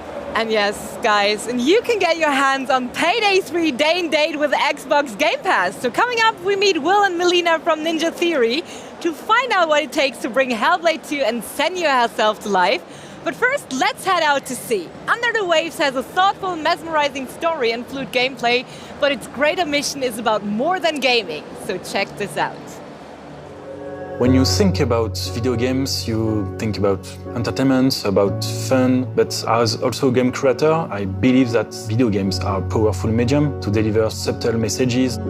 Under the Wave started by this idea to use the video game medium to tell a story about human impact on the ocean.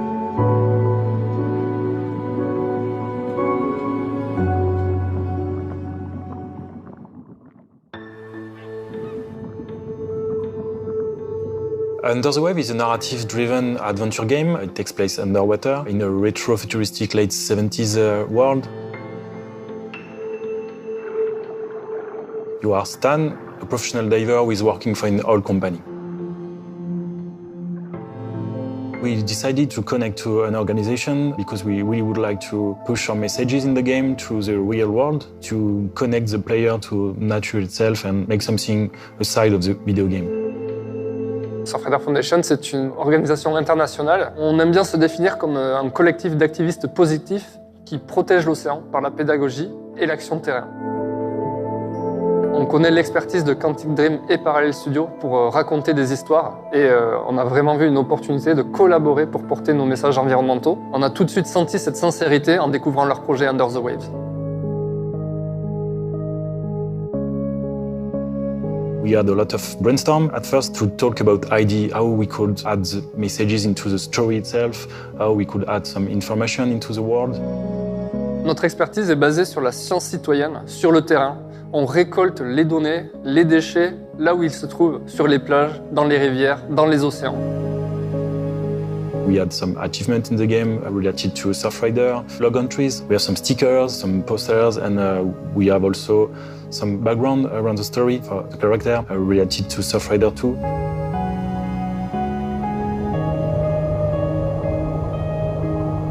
Nous espérons qu'au-delà de la narration, Under the Waves amènera une vraie réflexion chez les joueurs. Et peut-être qui sait, la prochaine fois qu'ils iront à la plage, ils ramasseront un déchet et leur action inspirera une autre action.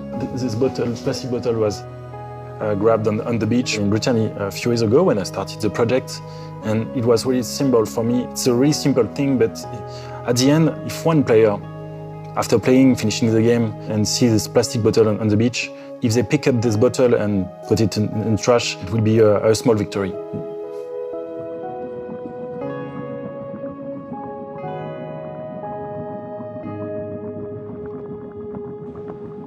Not only is this massive booth the biggest in Xbox Gamescom history, but it's also the most accessible. And here to join me and talk about it a little bit more is Kaborski Ledbetter. How are you doing? Are you having a show? I am having a fun time. Wonderful. So we're going to talk about my favorite subject, accessibility. And first of all, I want to know what Xbox and accessibility means to you.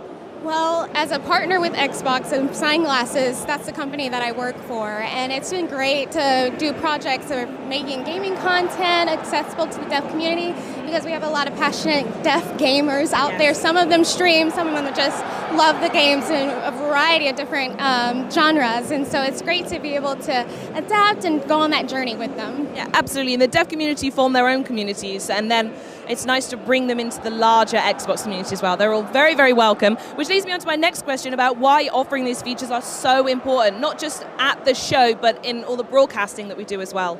Yeah, so in the deaf person's life, a lot of times you're isolated from the things that are happening around you. And so the gaming community is so warm and everybody just loves to play together, and gaming is for everyone. So to be able to include them so that they can be part of the conversation, they can be part of the gameplay, it really makes the concept of gaming for everyone, brings it to life because you're not leaving out those who are usually silent in the background. Absolutely, loads of accessibility accommodations are on site on the Xbox booth, including ASL and DGS interpreters upon request, a fully ramped booth for full accessibility, sensory processing aids upon request, a quiet room, Xbox adaptive controllers with custom configurations for all games, dedicated accessible demo stations with adjustable height desks, tiltable monitors, here to help staff dedicated to support and assist any accessibility requests. We've also got accessible seating areas in the theatres, accessible flooring, and wheelchair-friendly queues. So I want to know what it means to help make this event in particular accessible for everyone, for every single person around us joining us today, knowing that they can get hands-on and they step-free access to everything as well. Exactly, and so we've worked really hard over the last couple of months to make sure that we have interpreters on the floor, interpreters for the broadcast, and then also making sure that all the ambassadors are well aware of our presence. And of course, we're very diligent. We're always looking for waving hands because we want to connect with them and make sure everybody feels welcome to come to the booth at any time and regardless of your language needs. Wonderful. Well, thank you so much, Kaborski, for joining me. I think we're going to do a little bit special before we go. We're both going to sign Xbox together, ASL and BSL. So with my special guest.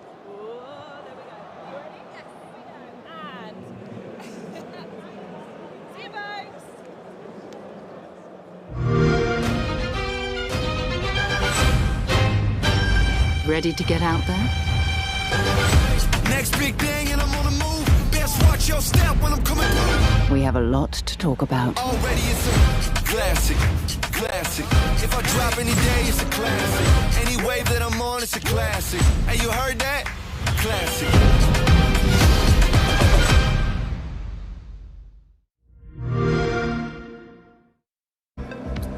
We've been lucky enough to call this incredible Xbox booth home this week.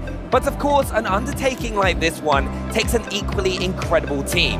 Maxi caught up with Xbox's Chief of Marketing Officer, Jarrett West, to find out how it all came together. Jarrett, thank you so much for being here. Oh, my pleasure, Maxi. It's so nice to see you again in person, in real life. And I gotta say, I love your t-shirt. Oh, I don't know who did it better. I'm pretty sure it's you. Well, you can get it at the Xbox Gear store. It's from the summer collection. So yeah. Good plug. I like that. So Gamescom is obviously unique for the games. There's so many games to play. Anything you've seen so far right now that you really like?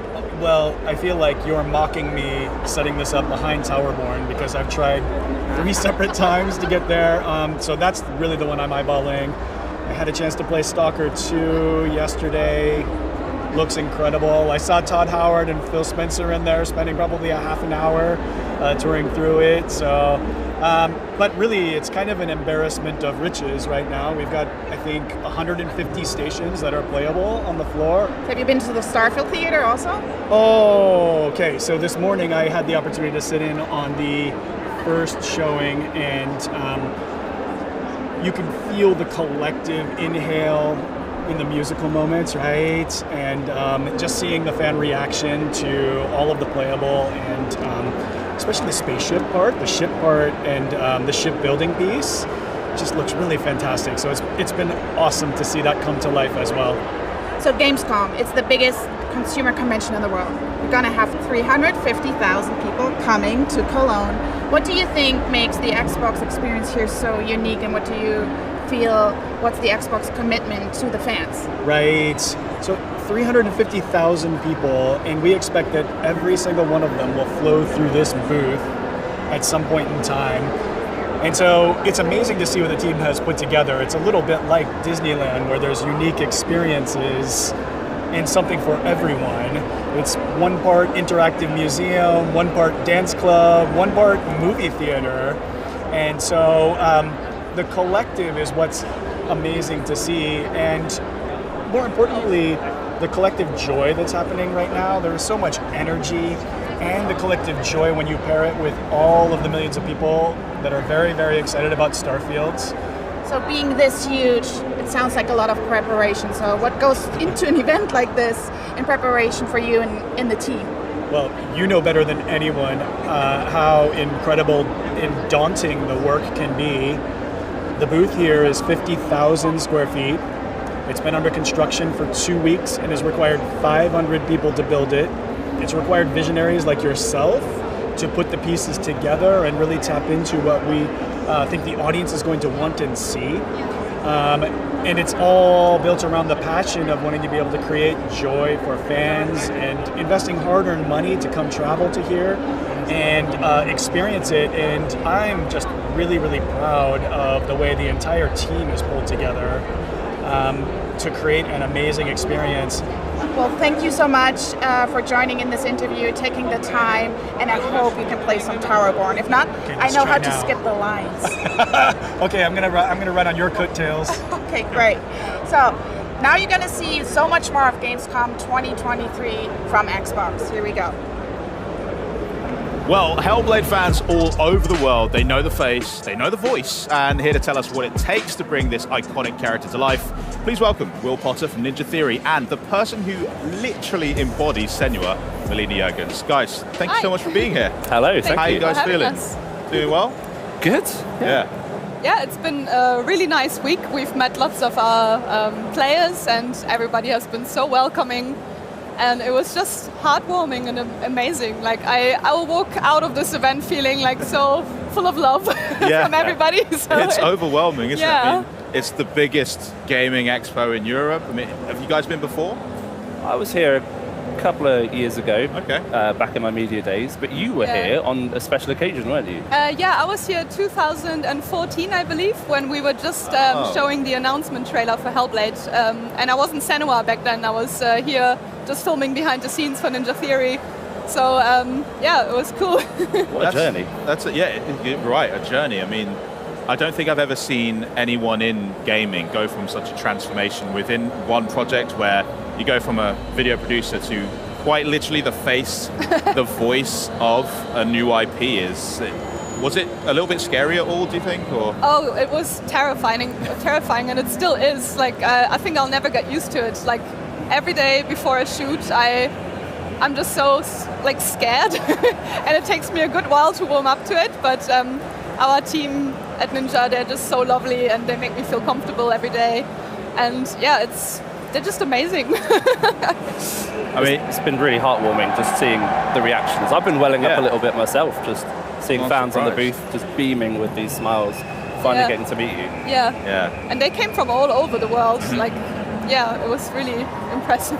Yeah, I always feel like Gamescom is where the world of gaming meets and collides. Like, of course, events that happen in like Los Angeles they're amazing as well, but Cologne is like the heartbeat for gaming for so many people. And meeting all the fans out there, is it somewhat inspiring the confidence in their opinion of how Hellblade 2 is coming together? I mean, we've seen a fair amount, I think it's fair to say. You guys have put out a few trailers, you've had some dev diaries which have been really insightful, but knowing that fans are like ready to ride and die with you on this journey it's pretty cool, right? It's absolutely amazing. They're so supportive and patient, and like all the things that they've been saying to us were just so lovely. So they're really like behind us and cheering for us, which is nice. Yeah. It's great to see how much it means to some people as well. You know, the character of Senua, the world that we've created. It's been great meeting those people in front of us. Yeah. I've heard that you've been really hard at work, obviously bringing Senua to life in the sequel, and your whole team has kitted out an incredible stage for you guys to all work in. And it's cool that it's you guys, it's not just you anymore. This project kind of demands more people being involved, like actors and more crew to bring to life all the new things that you're planning for the game. I mean, what's it like stepping into the new stage that you've built? Well, I don't. If people have seen like our old dev diaries, they saw that we shot everything in like a little meeting room. I've been there once actually. I visited Ninja Theory once, and it was really cool because you still had all the tape up on the walls of where markers are going to be, and IKEA poles. Yeah, it was funny. It's crazy to think that game came from that room, and now you've expanded it, and it's quite cool. Yeah, and shooting it back then, it was like such an intimate atmosphere because it was just me and like maybe 3 more people, like someone on the camera, someone controlling the mocap, and then an audio person. Whereas now, like, we've got this massive stage. We've got a much bigger stage crew. We've got like a stunt crew helping us out, Lucky 13. We've got projectors that project like the environment onto the floor. Like, that's really cool. It's amazing what they can do with that space. At one point, they built this rig to mimic a boat, just so that actors could feel the movement, and we had people with like pulleys, and it really helps the actors sort of get into that scene and further kind of expand on that immersion that we're trying to achieve. It's fun because I've seen the clip of the boat set up, and obviously the new studio adds more verticality to allow for new heights to be reached in the performances you're all giving, but it also looks a little bit silly because there's, like you say, people bouncing off of ropes. But I always notice there's one person who's got the most serious face on, and that is your new director that you've got for the game as well. What's it like working with her? Oh, she's amazing. Her name is Lara, and she's just made me feel so comfortable on stage. Like, I was really, really nervous working with a new director because obviously I knew Tamim very well, and he's taken a step back, and then going in there with a new director I was so afraid at the beginning, but quickly after a few days I started feeling so comfortable with her, so yeah, she's been really great. That's an important relationship to have there, I suppose, actor to director, and it inspires confidence for the whole team, and you just know that you're under good stewardship, I suppose, to absolutely nail every single shot. And it must be especially handy knowing that you don't have to get it right the first time, the second time, because if I'm not mistaken, this new stage you guys have, it's quite literally in the basement of your current studio. You can just walk that downstairs, reshoot something if you want to. It's pretty handy. That's the amazing part. It's an iterative process. And if we shoot something and there's there's something we're not quite sure about, or we decide to change it later, we don't have to go off-site and book enough space. We can just go downstairs, and our stage team are amazing, aren't they? They're so good, yeah. Yeah, they run a really tight ship. Not to make a pun about the boat from earlier. But yeah, it's incredible, and I love just going down there and watching some of this performance capture happen. And you see the individual finger movements on the screen, and you're like, this is so much further than what we were doing before.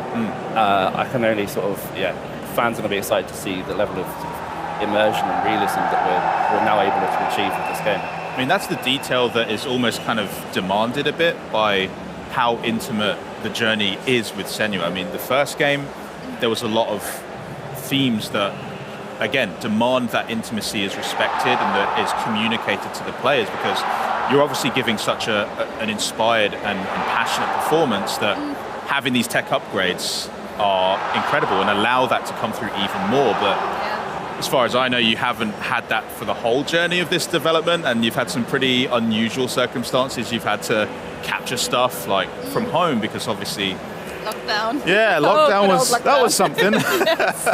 Yeah. What was it like having to try and set up a rig at home as well?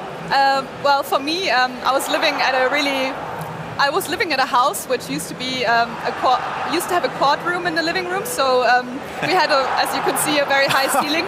Those are some seriously strong whacks. Who are you beating there? This is me and my husband kind of practicing sword fighting, because obviously during the lockdown I wasn't allowed to see a sword fighting teacher anymore. So we were kind of just rehearsing with each other. And then with the help of my work colleagues, I also managed to set up like a little mocap stage in our living room. So they sent us some accent suits. They taught me how to like process the data and supply the team with data. And we did a bit of like online directing even with webcam and stuff. So it was very interesting. Yeah. Yeah. That's one of the things I love about Ninja is it's such a creative group of people that even with a challenge like the pandemic, we were able to kind of come up with solutions that enabled us to keep making the game and keep capturing data even at the hardest of times. Yeah. Before I go anywhere, I have to know, what is your dog's name? Because it's beautiful. I've got 3. 3? Oh my, I don't even have one yet. You're killing me over here. The white one is a husky and his name is Kale, like the cabbage kale. Oh, nice. And then I've got a black and white husky, her name is Nala. And then now I've got a miniature English Bull Terrier puppy and his name is Conan the Destroyer. They're celebrities in the studio. I've got 2 cats as well, by the way. Oh my God. I'm sure that they're all terrorized by the huskies. I've seen how huskies behave sometimes, just screaming. There's some characters, Yeah, I like it. Not too long ago, obviously, during the Xbox Game Showcase, we got another little look at Hellblade 2. And this was maybe a slightly different scene than most game studios put out for a trailer, because it was very intimate, no combat, it was just you, yourself, there in the moment, experiencing the Furies again.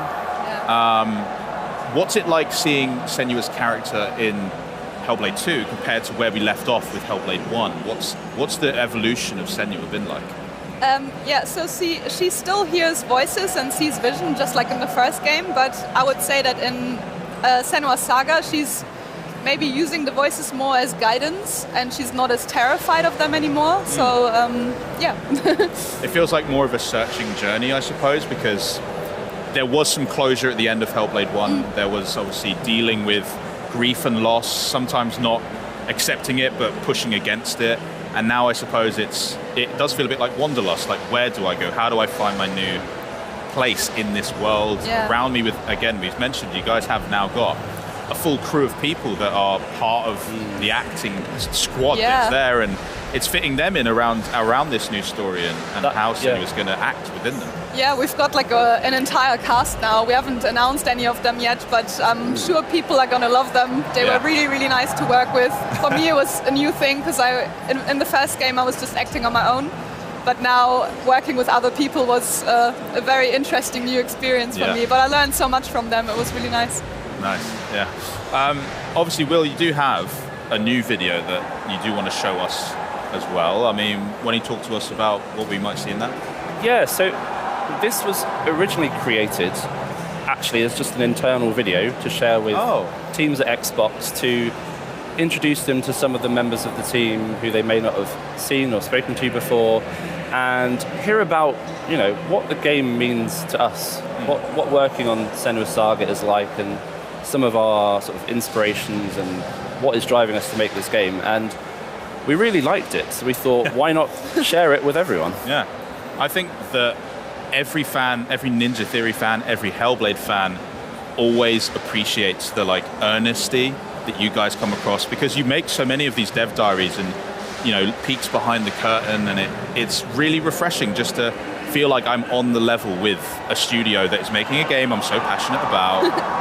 And I get to have that insight into what your journey's like. And, you know, it's obviously not easy making any game yet, let alone something as like intense as Hellblade. But yeah, it's wonderful. I mean, before we head over to that video, I just want to say thank you guys so much for spending some time. I know you're hectic out here at Gamescom. You've been doing meet and greets like wall to wall, but we have to do this again sometime soon. And yeah, best of luck with the rest of development. Thanks so much for having us. Thanks for having us. Of course. Well, I'm not going to make you wait any longer. Let's roll the tape.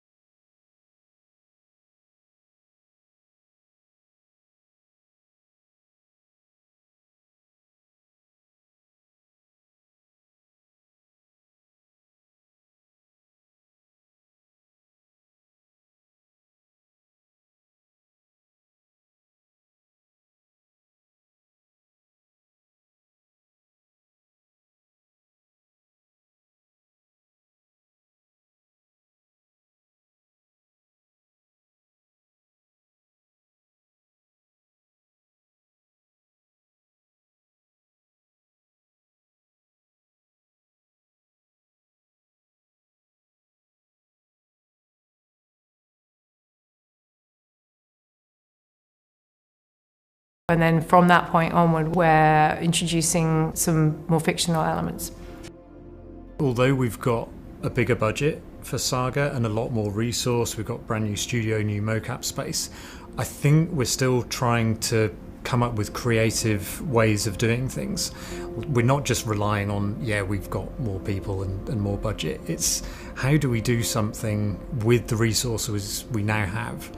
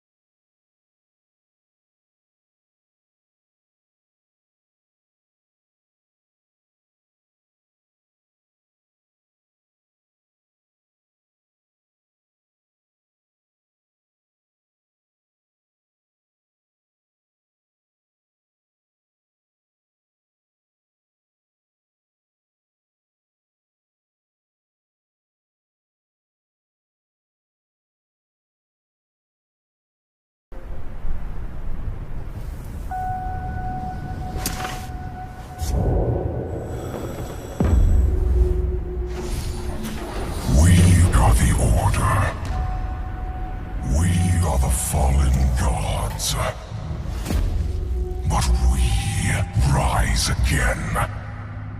The time of redemption is here. The time to choose. You either join us, or you run. I was built to run.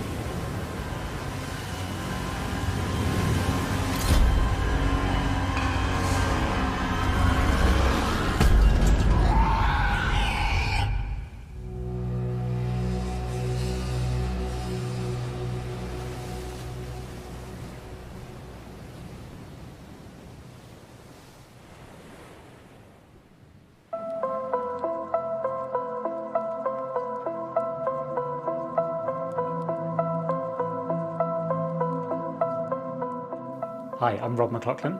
I'm lead designer on Still Wakes the Deep at the Chinese Room. Still Wakes the Deep is a first-person narrative horror game. It's about the unknowability of the universe. You're on a cracking and crumbling rig in the middle of the North Sea.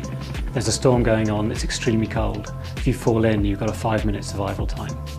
Our main character is Kaz McCleary. He's a working-class ex-boxer from Glasgow, and he's run away to an oil rig to escape his problems. But he's becoming estranged from his family, and his problems are catching up with him. The way we describe it to ourselves is if Stanley Kubrick lost his mind shooting a documentary aboard an oil rig, this is how it would have looked. We took a lot of inspiration from sort of 70s naturalism like Loach and Lee, and then we moved through to a more sort of transcendental, experimental aesthetic from directors like Kubrick and Dario Argento. I think the thing that I was most interested in from the beginning was the isolation, the feeling that you're on the oil rig on your own. We actually just leaned into the oil rig environment. An oil rig is a kind of scary place anyway. The interiors are claustrophobic and hot. They're steamy, they're dark. With the exteriors, you're outside against the elements with the North Sea there, a crazy storm. So yeah, I mean, we didn't really have to do too many tricks. Just imagine what it's like to be on an oil rig. And that's even before things get weird.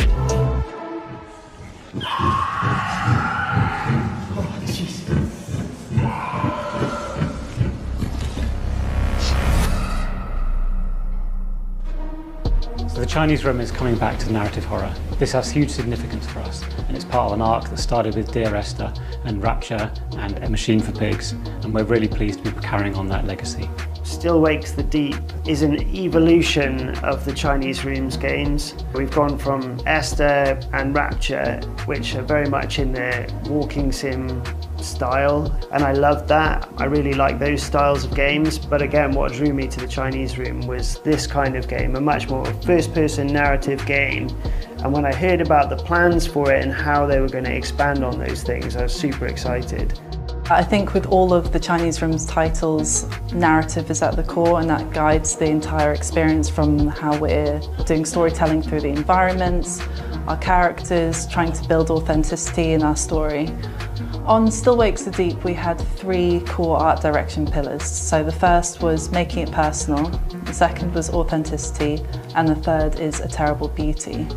We did a lot of research. I mean, before starting this project, I had no idea about how oil rigs worked, what they looked like, what the experience of living on one would be. We were really lucky because there was a lot of archive footage from the 1970s on oil rigs. BP have a huge online archive, so amazing stuff, which is almost exactly what we want about exploration in the North Sea and setting up oil rigs. It's really fascinating to learn. Another aspect of research which kind of plagues me a little is that I'm forever looking at and taking pictures of pipes, signs, things like this. My holiday photos are just my family, my wife, my son, and then hundreds of photos of like boats or cranes and things like this, which do come in handy. We've created virtually a whole oil rig for you to explore, and you'll gradually open up new areas. You'll visit a lot of the iconic places that you'd find on an oil rig. So you'll get to stand on the helipad in the teeth of the storm, you'll get to see the derrick stretching up into the fog, and you'll get to clamber along the side of the flare stack out to the flames spreading out over the North Sea. One of the challenges for us, and one of the things that we spent a lot of time on, was the evolution of the rig. So you'll return to places that you've seen before, but they'll have been changed by the destruction of the rig, the gradual sinking and tilting of the rig, the flooding of the rig, and the damage that happens as a result of the events that you witness over the course of the game. There were 2 quite big distinctions that we wanted to make when doing our research on oil rigs. One is to make sure that it didn't feel American and it felt distinctly British, particularly Scottish, because that's a huge part of our game. But also, things were very different in the 1970s. So in Still Wakes the Deep, our characters aren't typical glamorous, good-looking people necessarily. We took a lot of inspiration from BBC documentaries, news footage, and even my stepdad features in one of the background characters. At the core of it, it's a very human story. Although there's cosmic and horror elements, it's really about getting to know the people on the rig, the crew, and understanding how they care about each other and want to survive this event. So our third pillar, Terrible Beauty, I'll probably try and keep that mysterious for now. But it's a lot about the duality between something that's fascinating and mesmerizing, but also something that's horrifying.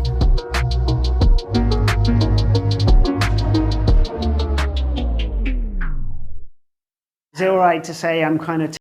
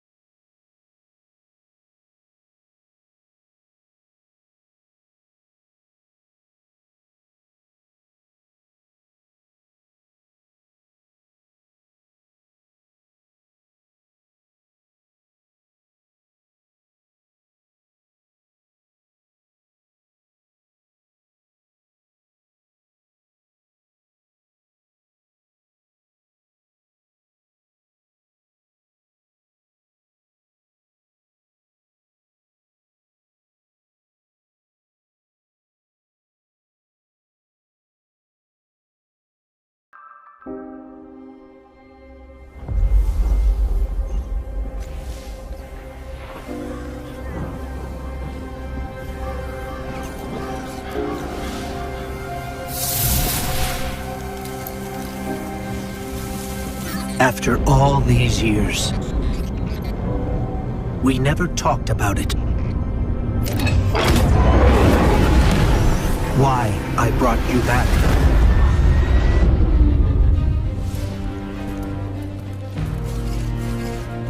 Why you were chosen.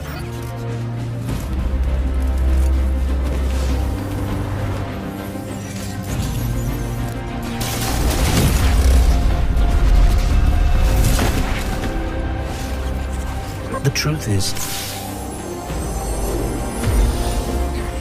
I didn't know then.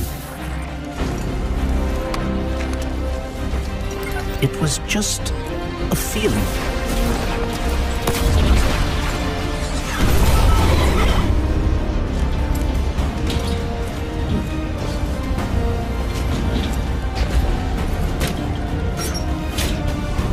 But I know now.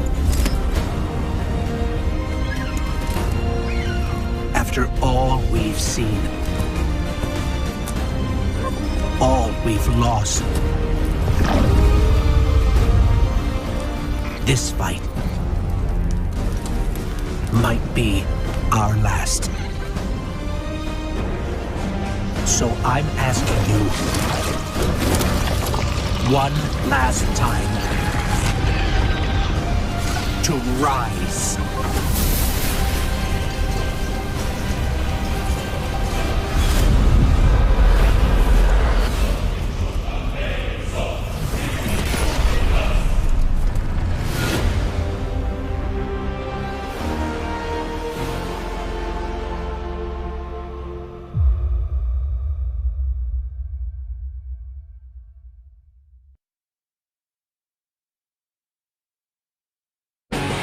In Persona 5 Tactica, mastering the techniques at your disposal might just be the key to assuring your victory as you fight back against the oppressive forces of Legionnaires.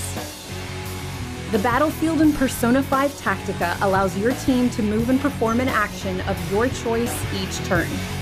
Be sure to place your squad strategically, factoring in the best position to line up a shot to deal the most damage, as well as taking cover to protect yourself from enemy attacks. Always carefully consider your options and choose your moves wisely to keep an advantage over your enemies. One key technique that can turn the tide of a battle is lashing out a triple threat. This special move occurs when all 3 members of your squad are surrounding the enemies being targeted to create an all-out attack that deals massive damage. There are 5 different difficulty levels to choose from in Persona 5 Tactica, and you can change them during the game at any time. Your difficulty level affects the amount of times you can use Baton Pass, among other things. If one of your comrades is caught off guard and KO'd, you'll be able to use Baton Pass to bring in one of your standby units. Easier difficulties will allow for multiple uses of Baton Pass, while harder modes only allow for just one. Not all of your tactics will be available from the jump, but you'll unlock them as you progress. Be sure to visit the Velvet Room to keep your personas as effective as possible in combat. Also, there are a variety of paths to choose from in each character's skill tree. Discover which paths synergize best with your squad as you fight through the ranks of Legionnaires. The Phantom Thieves' battle against Legionnaires has only just begun, so be sure to use every character's unique abilities, along with each advantage you can on the battlefield. Until next time, keep fighting. Ignite your heart when Persona 5 Tactica releases on November 17th, 2023. Pre-orders are available now.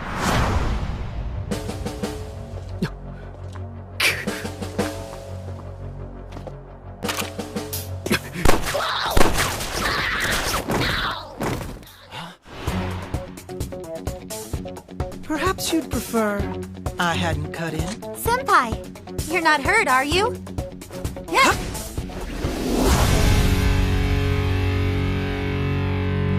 It's a beacon of hope for mankind, and you're here to save it and all of humanity. Here from Stoic Games to show us the ever-changing world of Towerborn are Boca, Arnie, and Trisha. Welcome, guys. Thank you, guys. It's so lovely to have you here. Thank you for joining us and allowing me to play some of Towerborn. Cool. I'm so excited to get it stuck into it, but I have a strong feeling that all three of you are going to have to carry me, so let's find out together. No worries. We've done this before. Let's go. So we've got all four of us playing here together, which is ace, a nice little co-op party. But some people at home who are watching might be wondering, can you play it solo too? Absolutely. We love that we brought a multiplayer game to market, or we're bringing it to market, but love the idea of couch co-op. But you can easily go through the entire game solo if that's how you choose to do. You can also match make, go in solo, but match up make with others if you don't have anyone else to play with. Cool. Yeah. Bex, you might be noticing there may be some graphical glitches here. Every now and again, we are playing a pre-alpha build, so this is hot off the press. It's been stable here at Gamescom, so it's wonderful. But you'll see some HUD issues and some other things, but that's all fun. Completely normal in game development. Stunning. Well, I'm really grateful to get a little early hands-on, and I actually was playing over at the booth here at the Xbox Gamescom booth, and it was so much fun. Benny and I already tried it out, had a little sneak peek, and I've heard some great things from everyone else on the floor as well. Yeah, thanks. Yeah, Charlie was telling me as well, a lot of the viewers at home on Twitter and things have been saying how good it looks from Gamescom, so congrats to you guys, even in this early build. I've heard nothing but good things about Towerborn. Yeah, thanks a lot for that. You never know. This is our first time really showing the public and playing it with them live, so it's always interesting. You know, I've worked on a lot of games where you show up and you get some kind of people are a little cold or something, and with this game we've had an amazing reception. It's been really fun. You put the controller in someone's hand, they run out, they start mashing buttons, even if they don't know the combos, it doesn't matter. They've got a smile on their face in about 2 minutes. So it's been really, really great to see. I've been sending videos back to the team and telling them all how good they've done. It's a really wonderful demo. Yes. Oh well, I'm so glad to hear. And yeah, huge congratulations to the rest of the team as well. These guys we're fighting right now look like some cool mix of hyenas and kind of frog-like as well. Yeah, we got some frogs in there. We have that was a rat folk. Ooh. Yeah, and these are a little tougher than the previous ones we just fought. A little hefty. That's cool. I really love the way he just pops into the battleground, like from the front of the screen. I noticed someone did that earlier, and from behind. Yeah. Kind of gave me a scare though, I won't lie. Yeah, it's a thing games like this do often, but our animators really kind of bit into it. They got really into it, and we're really happy with that. There's a number of ways that enemies are going to be jumping into the screen and attacking during your missions here on Towerborn. Nice. And the aim is to make it pleasing to the eye and fun and exciting for the players. Yeah. Oh, I just noticed I got distracted by the purple sparkles there. Sorry, everything looks so beautiful. Yeah. Everything's so nice. Oh, so let me tell you a little bit about this. This is the Mycelium Forest. We have lots of different biomes that are going to be launching with the game. But apparently, there is a boss called Truffle Club who's been giving humans in the area a very difficult time. And we, as aces, have been sent out from the tower to kind of take care of it and teach them a lesson. So we'll see what we can do here. Interesting. Truffle Club, eh? Yeah. He sounds like a fun guy. We'll see about that. One of us is going to win, and it might not be us. Now I've just activated my Umbra ability, I believe. My little cute cat ball thing that's following me around. I love him already. I think that's the best thing ever.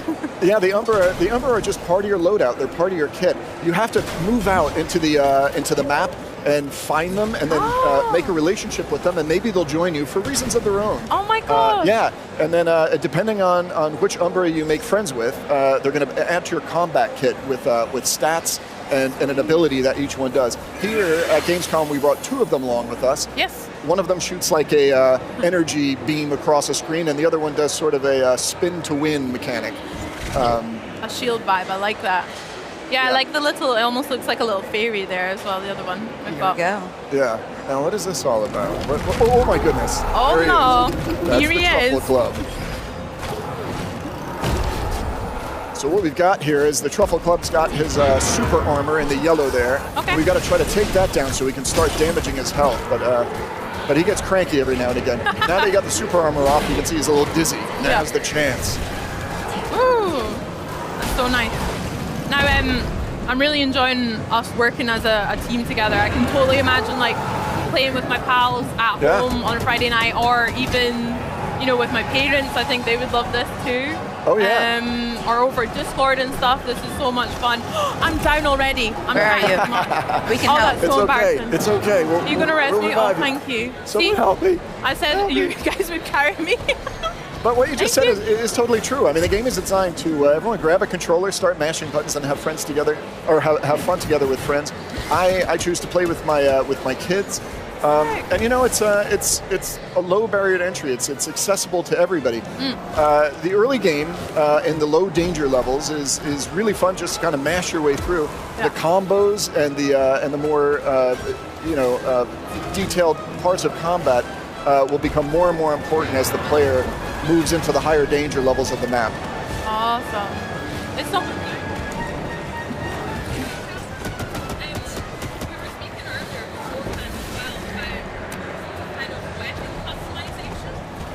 Oh yeah, the weapon customization. So your weapon in this game, we see two of them here, the War Club and the Sword and Shield. And each Sword and Shield, if you see, has a different ability.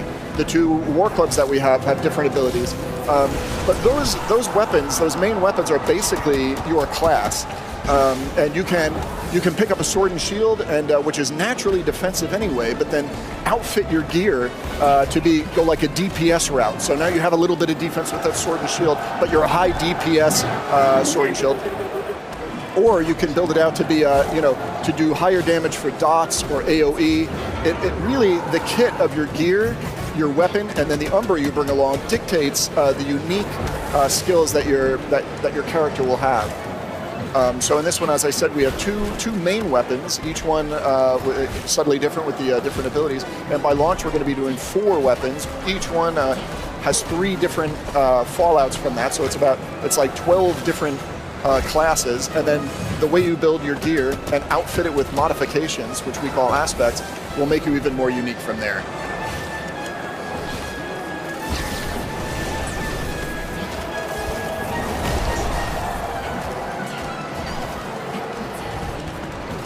We're damaging its strength. There we go.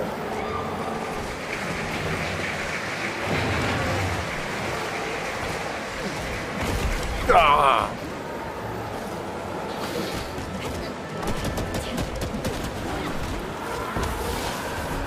So it's actually really, at the higher levels, it's also important to work together as a team. With a Sword and Shield, you have a combo. If you just hold down X, it will do a combo where it knocks the enemy up into the air. You can then run over as somebody with a War Club and do this really cool blast straight up into the air and take advantage of that Sword and Shield that was just juggling the enemy. Nice. So there's lots of different things you can do with the different classes if you're working together. Yeah, big combos. I love that. I mean, yeah, I tried out the Warhammer over on the booth, and that was a lot of fun, especially that blast we were talking about. Yep. So I'm also, speaking of customization, I'm rocking some pretty sweet green eyebrows here, I think for Xbox Green. Can players customize their looks of their characters as well?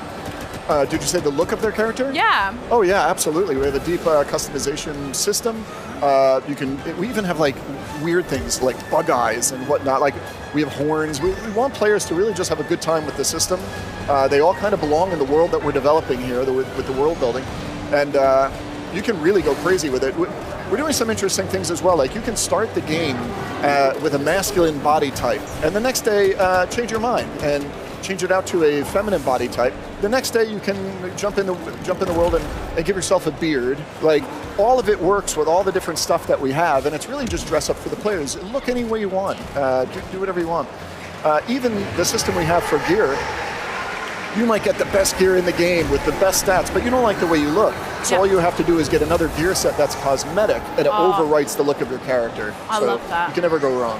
I love that. I do feel I always play a bit better when my character looks better, so I'm a big fan of that as well. It's true in real life too, isn't it? Yeah. You feel better when you look better. Exactly. Yeah. You touched on it briefly there. I wondered if you wanted to talk more about this ever-changing world and what you're building here. Yeah. That's something we didn't. Well, pretty much what we brought to Gamescom was this short combat demo, just to show off what we're doing there. But we have anybody that knows Stoic or is familiar with Banner Saga, our previous game, knows the detailed world building that we do and the amazing story that Alex Thomas, who wrote Banner Saga, is also writing this game. So expect the best. And what we're doing season by season, we have a map system where you move out through the map and you explore tile by tile, and every tile that you go and investigate and explore, you go into a mission like this. And when you win the mission, that is then highlighted and the map moves out further, and you move out the fog of war even further. So season by season, we have a way within this map structure to seed brand new materials, brand new weapons, brand new gear, brand new bosses, enemies, lieutenants, whatever we're talking about, seed them into this world that we've got, and boom, we're up and running for the next season again. So the beauty of this, I kind of think of it as the holy grail of game development. I've worked on a lot of MMOs, and it's very hard to do.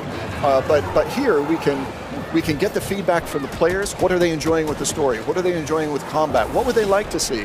And we can very quickly respond to that with the system that we've developed here. Yeah. So we're really excited about that, and can't wait for people to see that. I mean, that's so cool.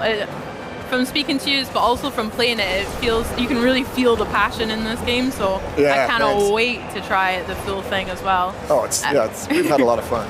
Can you tell us a little bit about the difference between, interacting with the tower, like you say, as opposed to the tiles that we'll find or in the wilds and Sure. out and about?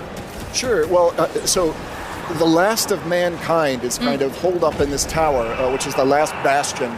And the tower is the social hub for the player.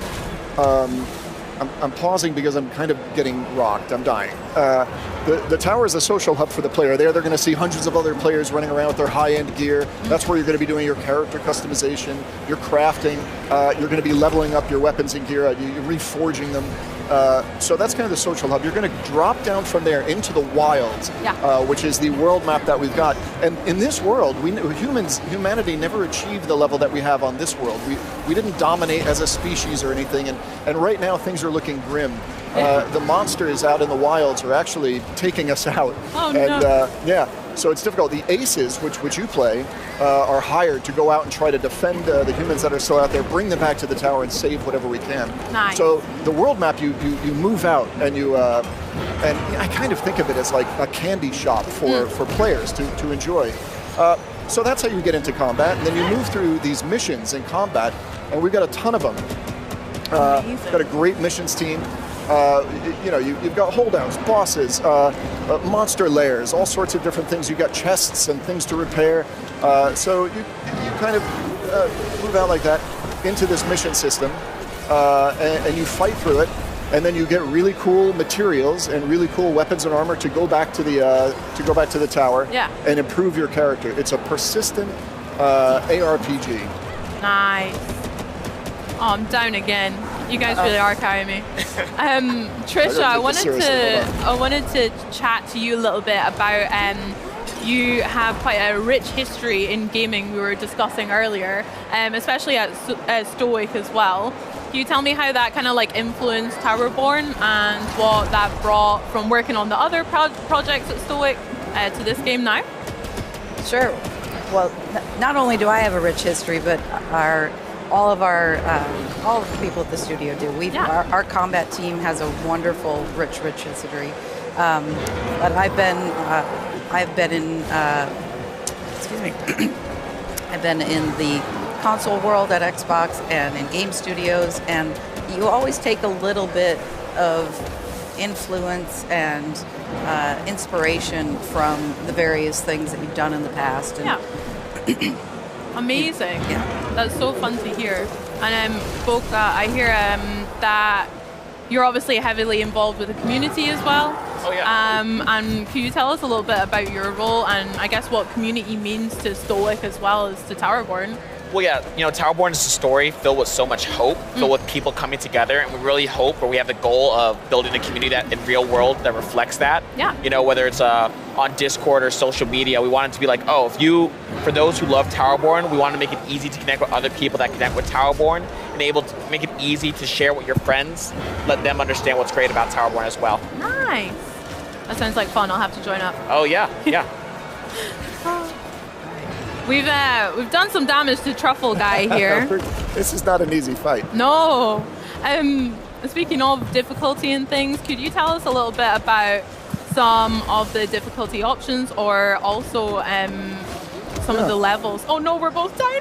Oh boy, here we go. All right, let me stop playing. Yeah, so the game is designed so that you can go into this solo, and it's gonna level the enemies to a solo playthrough, all the way up to 2, 3, 4 players. Yeah. So you can play the game the way you want, and it's going to be fun. It's going to be challenging, as you can see here. Yeah. Oh, come on. There we go. There we go. There we go. There we go. Good job, Tris. Thank you. Yeah. Awesome. Great finish. And now the res Well as well. done. Thank Yeah. you. That was so much fun. And also, I just want to mention, like, accessibility seems like a really big deal to you guys in Stoic. Can you tell us about some of the options about Towerborn as well? Yeah, sure. Yes. Excuse me. Xbox has been a great partner in this. You know, things like screen reader, making sure we've got adaptability for color blindness, etc. We just want to make sure that, you know, this is a very accessible game. We want to make sure from a technical standpoint as well, anyone and everyone should enjoy it. Yep. Heck yeah, I And love we have that. our combat director, actually. He's actually had hand issues because he's played so many combat games in the past, James Goddard, that his hands now are kind of, they're a bit jacked up. So he's a really good person to test this against. So he's constantly advocating for, hey, give me one button to press and hold to do a couple of combos. So we've got the X button, which is your light attacks. You can just press and hold that. The Y attacks, you can press and hold that. Those two things do some really good abilities. It's a 2 combo attack. So you won't see all the different combos, but it'll give your hands a rest as you play. Amazing. Well, that sounds fantastic. And when everybody plays, we all win. So GG's to you guys. We got the victory. I'm so glad about that. That was really good fun. I'm definitely going to jump and play some more over on the booth on the show floor here at Gamescom. Before we wrap up, how can other fans and me get involved in Towerborn? Yeah, so we have the Towerborn Insider Program, which gives players a way to both give us feedback and also opens the door for early play opportunities. So if you or anyone else is interested in playing Towerborn early, helping us shape the future of Towerborn, be sure to join the Towerborn Insider Program. Amazing. And one last question, when can fans get their hands on Towerborn? Fans can get their hands on Towerborn in 2024. 2024. Okay, I'll be counting down the days for the rest of the year then. Guys, thank you so much for taking me through that level. That was honestly so much fun, and I can't wait to play more as well. Yeah, thanks for having us. This was great. Thank you. Awesome. Well, that's it for me here at Gamescom. It's honestly been such a pleasure. Thank you so much for watching. And now over to my pals to close us out. Slay. And with that, our coverage of Gamescom 2023 comes to a close. But remember, if you want access to the biggest Xbox titles, get yourself stuck into Xbox and PC Game Pass for those day one launches. Kind of a no-brainer, right? But do you want to know what else is a no-brainer? Following all of our antics on the Xbox and Xbox On channels. You can find us on YouTube, Twitch, and TikTok. So from all of us here on the hosting team and the crew behind the cameras and up in the control booth, thank you all so much for joining us. And also a huge thank you to the many guests for enabling us to jump into the latest titles right from this very booth. But most important and finally, thank you so much to our community. Without you, it wouldn't be possible. And we thank you so much for joining us each and every day. So until next time, have a great day, happy gaming, und auf Wiedersehen!